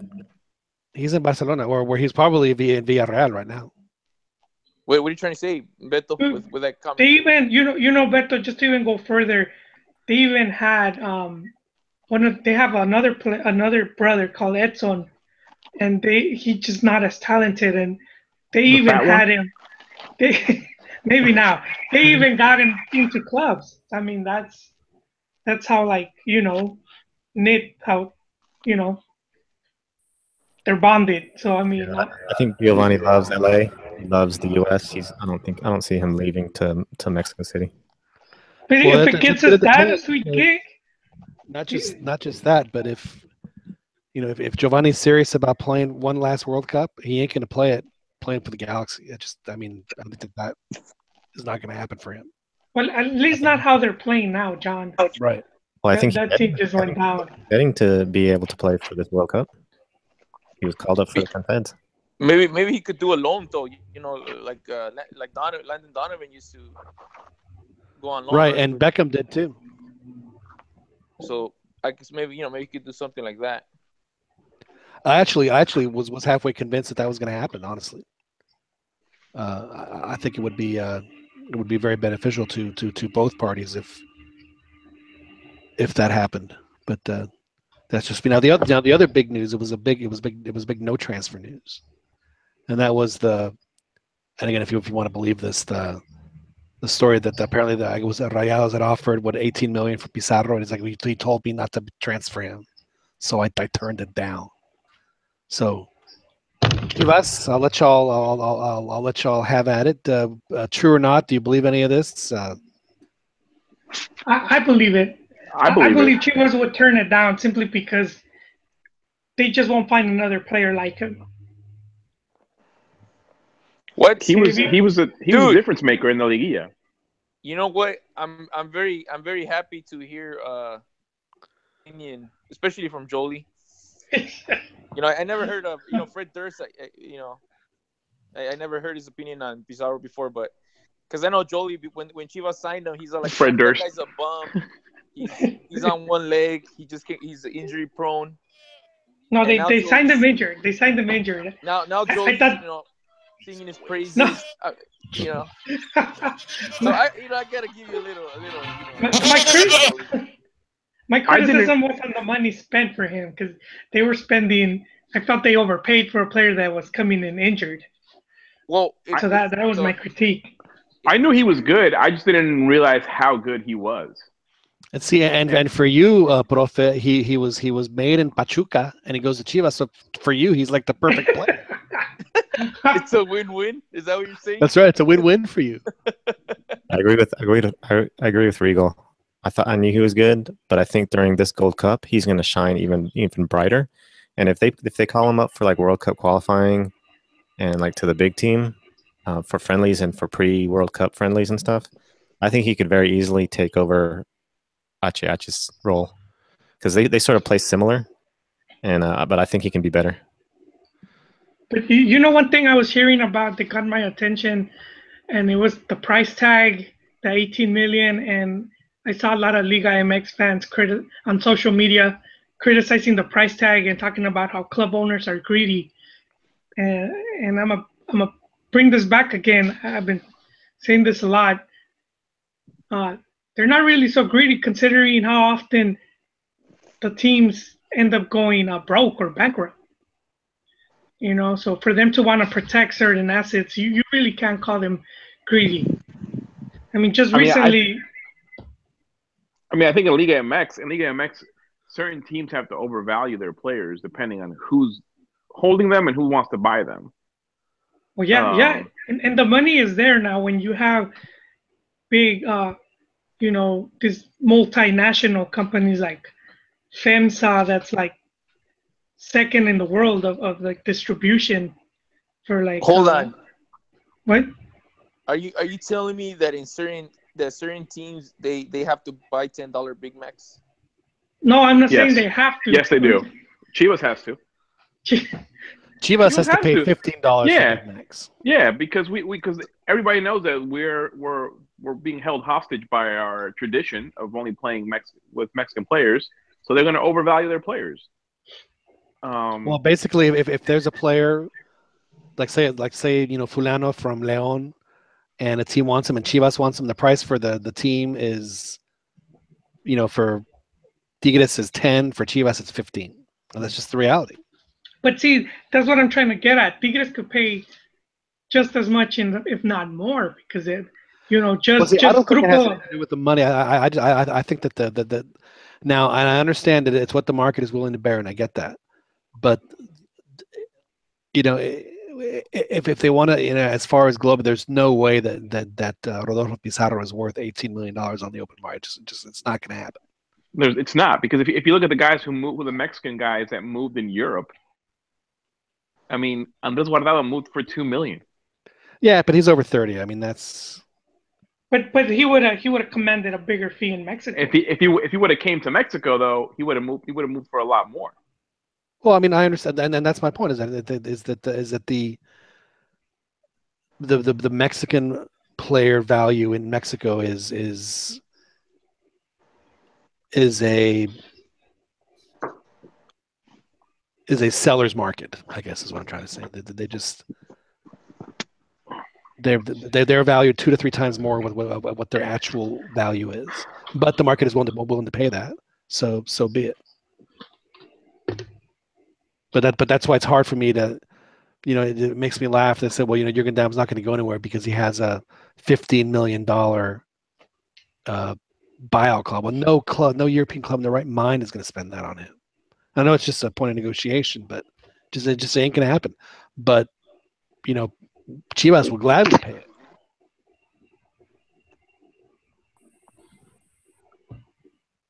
it. I mean, I can see Pizarro moving to Europe. I don't know what his price tag will be to Europe, but I can definitely see him moving. It wouldn't be $18 million. That's all I'm saying. Don't they let the players move abroad for a lower price, though, like to kind of make a deal with them? Well, I thought honestly, I think it probably depends on the age and also how they negotiate it. Because and I don't know if this is standard practice, and I know that a lot of times if it's like Guardado, who just had just a great future. Atlas negotiated that if Deportivo sells him to another club, then we're going to get we're going to get a piece of that too. And apparently they're still waiting for it. Yeah, they're still waiting. Yeah. So that happens as well. Some of the players do negotiate release clause. So like Marco Fabian and Titan Salcedo had like a release clause, certain amount release clause if they had an offer from abroad. Right. Yeah, the De La Torres negotiated those with them. Man, you're like a ninja. Just like any chance you have a spot, you just like. No. You know what it is? You know what it is, Juan? It's like it was like watching. What's the guy's name? Was it Oberon against the Mountain, where he just like keeps just finds the opening where he can just get a quick slash in. You know what? All I'm saying, Profe, is that don't spike it on the 2. That's all I'm saying. No, man. Those guys. I think overall they help to bring in like guys like Pulido, Pizarro. I mean, you had to. I remember back then Jolie was upset because Chivas was overpaying for players, and obviously we kind of just discussed that they're going to overpay regardless. But bringing in these players, it kind of showed the rest of the talented players. Hey, Chivas is. What options did Chivas have with the new 10-8 rule of not signing the best Mexican players they could sign? I mean, they almost had no choice. Well, they need to figure out their development program, man. They gotta. Yeah, but you can't win with just development. You can't win with just cantera. You have to win with both. You have to have a mixture. Yeah, but it doesn't seem like they're promoting their cantera recently. No, they haven't. So I think what do you mean? Saldívar, Chofis. Chofis technically is not cantera, man. Why not? They're role players. He came from Chofis is not a role player.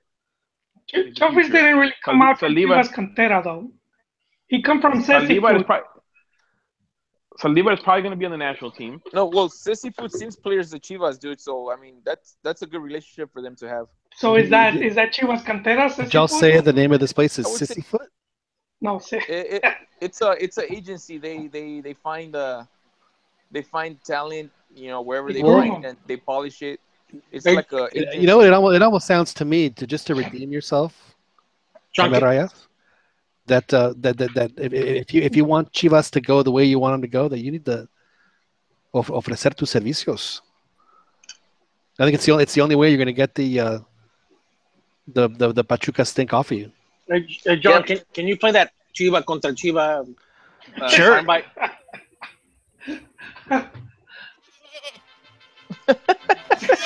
Unidos y divididos por el amor a la camiseta. Esto es. I don't know, dude. It sounds like we're agreeing. Mostly. That goat on full blast is hilarious. I left it loud on purpose, but anyway. But Chivas had they have. You're right. There has to be a balance, but they had no choice but to. And how interesting is it that we said that this would be the base of the national team in the Gold Cup anyway, what is going to be a Chivas base, which is what we have. And it would be more if Pereira was playing, but apparently he's going to be out again. He'll Pulido. And Pulido, you're right. So there's like it's like turning into. I mean, Saldívar was called up too, but he left because he was injured. So I thought did they say they were only going to call up 4 per team? But I guess he's like, man, I have no choice but to call up these other guys. Man, they should have just had Almeida coach the team. Vergara suggested it, but they told him no. Yeah, which would have helped. Is still paying for Sven. He hasn't finished his penance for the whole Sven Goran Eriksson thing.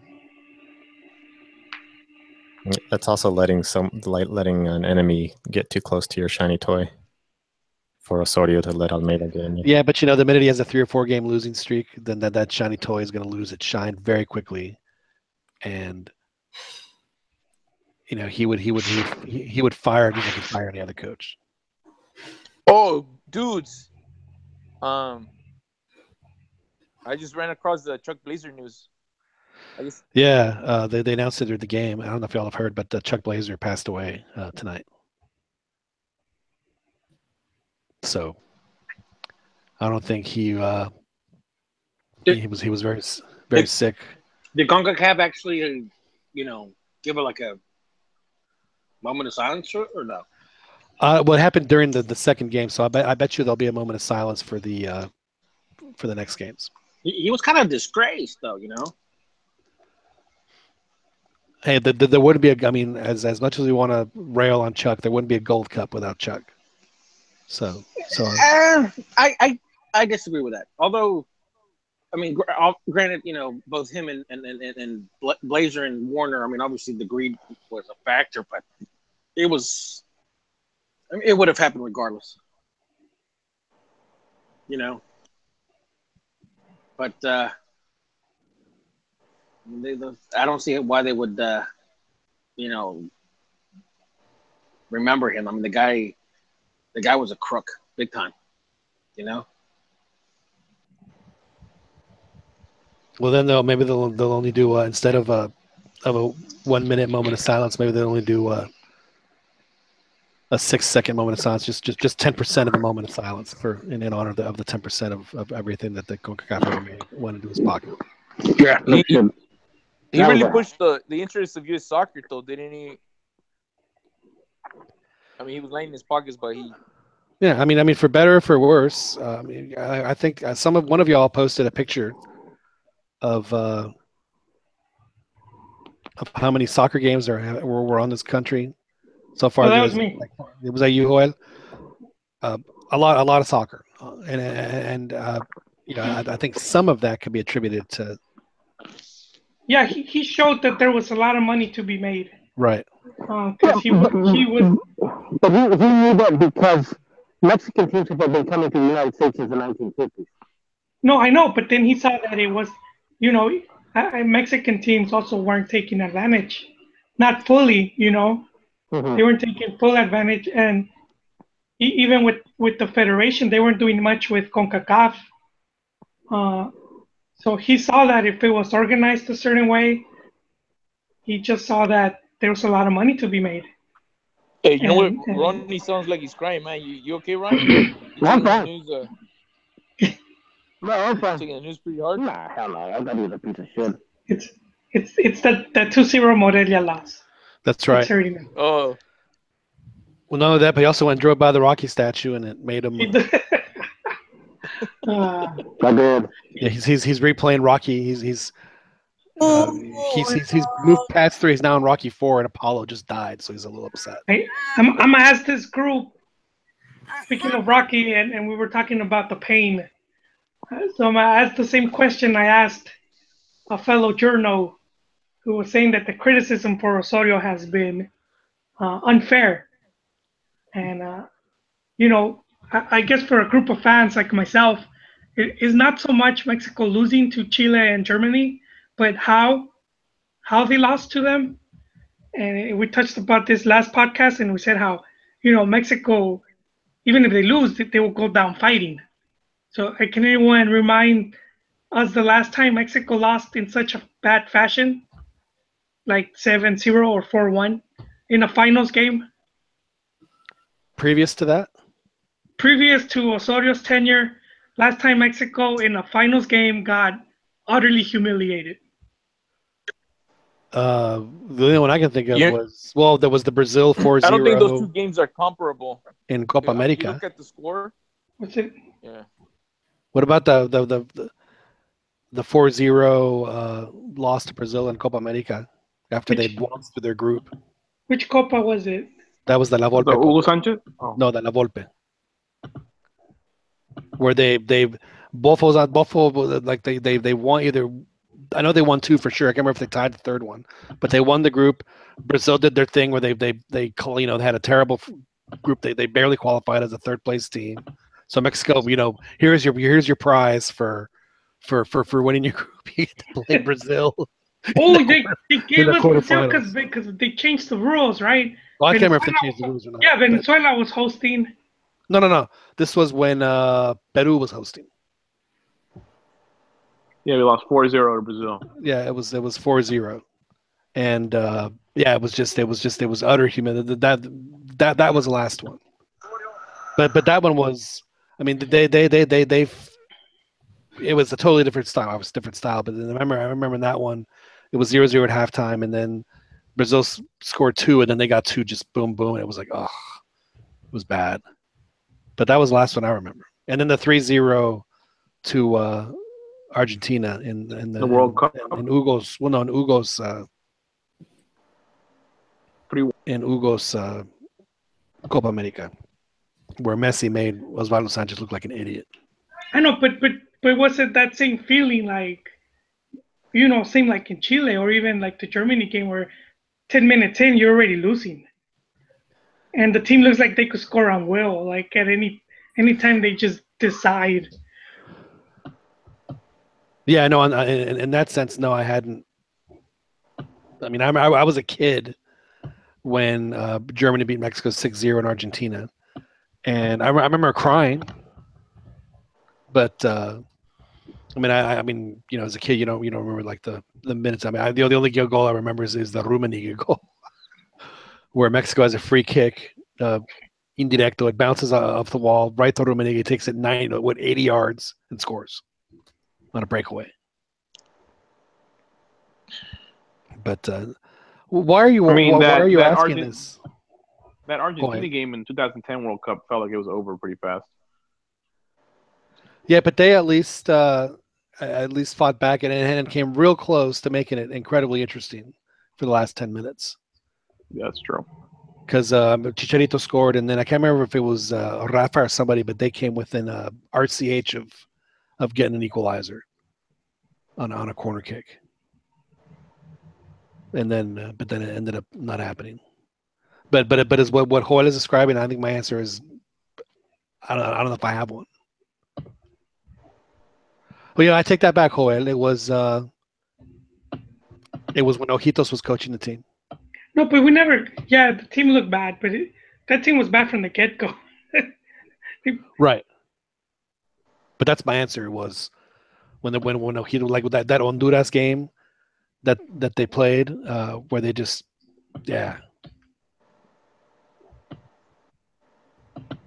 It was. Why are you bringing this up? Why are you making everybody feel bad? So, someone said something. Someone said a bitter. Oh yeah, you were talking about the Rocky steps. Just making us all feel bad. When's the last time that Mexico got first place in the Hex? They've never gotten first place in the Hex. That's a trick question. And the Hex hasn't been around that long, Chiquis. First place in qualifying. Yeah, they've never done it. They've tied, but they've never. But even when they tied, they didn't get it on goal difference or whatever it was. But they've never like outright. Not that it matters. And we had to, and you know what? This came out. La Volpe, I guess he unintentionally he said how they had to throw the game against Trinidad because of something to do with Blazer. I think they needed permission to play. I don't know if it was Libertadores or something. So that No, it wouldn't have been Blazer. It would have been the other guy. No, because they went to Trinidad. Right. I mean, no, but yeah, Warner. You're right, Warner. Jack Warner. So yeah, he said it kind of in passing. Yeah, he said that he wasn't allowed to take the best players and he had to take an alternative squad, and same happened with I don't know why I'm confusing the games now. This was pre-Hex though, with Bora, right? The team had already qualified to the Hex, and they didn't let him take the best team to Jamaica. He had to take a B team. But that's been not always has been the case, but sometimes when the qualification secured, then they just send in the moleros. Well, gentlemen, I'm gonna wrap up the show here. We've hit our 2-hour window of trying to keep people entertained and listening. But before we go, I do want to ask y'all. I mean, or maybe it is. Does anybody think that Mexico is not going to beat Jamaica tomorrow? Is Memo Ochoa the goalie? Memo Ochoa will not be goalie. Okay, Mexico will win for sure. See, he's like, what's the guy's name? The prince from Dorne. Oberyn Martell. Oberyn. Yeah, Oberyn. Yeah, Prince Oberyn. The Prince Viper. Oberyn, just yeah, Yeah, he's the the Viper. Viper. Just getting them He in. hates the Lannisters. Yeah, just No, he getting doesn't your hate jabs. He just hates the Mountain because the Mountain had rape. No, but he hates the Lannisters too. He hates the Lannisters too. He hates Oh, everybody. all right. Yeah, At but least in the TV show, the book, I haven't read it. he spiked it. He spiked it at the 2 though. Did not work out well for him. But anyway, so no one thinks that Mexico will not beat Jamaica tomorrow. Very interesting. Now, based on what I don't know if y'all have been paying attention to the Gold Cup. I've actually watched it a little more than maybe I'd like to admit. But now that we've seen everybody play once, some teams twice, I don't think anyone would have any expectation of the fact that Mexico should make the final, right? Especially looking at the bracket. I think so. I'm even having more confidence in them winning this whole thing. Yeah, I mean, I do agree there. They seem to have more continuity than just about anybody playing. Probably because they've known each other a while and have played together before, and play together on their club team, and yeah. So, all right. Well, I will actually be in Denver tomorrow, so I'm looking forward to that. Leaving tomorrow morning. Should be a fun one-day excursion over to the Mile High City. But before we do that, I do want to say good night to everyone and thank our panel for joining us here on the CantinaMX podcast. Dan, thank you so much for joining us. Pleasure as always. Appreciate it, Dan. Joel, always a pleasure. Thanks for hopping on. Thank you, sir. So it's a whole. You're not going to go to the Supercopa then? It's not looking too good for Chivas. Almeida has surprised us before, but team seems a bit beaten up right now. Now, if this was still for a ticket to the Libertadores, would you go? Oh, definitely. But I think Tuca's been saving this one. Do you have? Tigres might be pumped for this game. Do you have like a secret faction of Chivas fans that you would go to a game like this? Like guys you don't see, you don't see each other, talk to each other at all, but the minute the Chivas are coming, the phone calls start. There's a game coming. That would have been Juan. But he's more into Pachuca and it's true. And he admitted earlier Galaxy. So. That's right. No, I just said I'm going, but I think both games are at StubHub, right? So. And then he was trying to take me to a Cholos game. So I don't know about that. Oh, what's up with that, man? We were supposed to make some Cholos games. Yeah, Profe, so maybe you should invite me, dude. Let's roll, Dano. I'm down. Let's roll, man. Right. I'll take my lucky apple.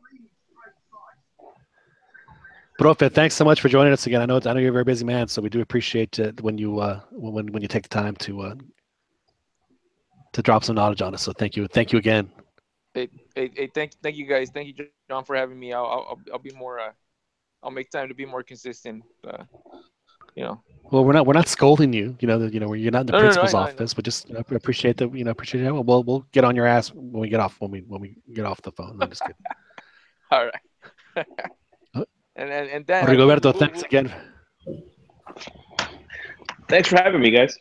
Always a pleasure. Did we lose Ronnie, or is Ronnie still with us?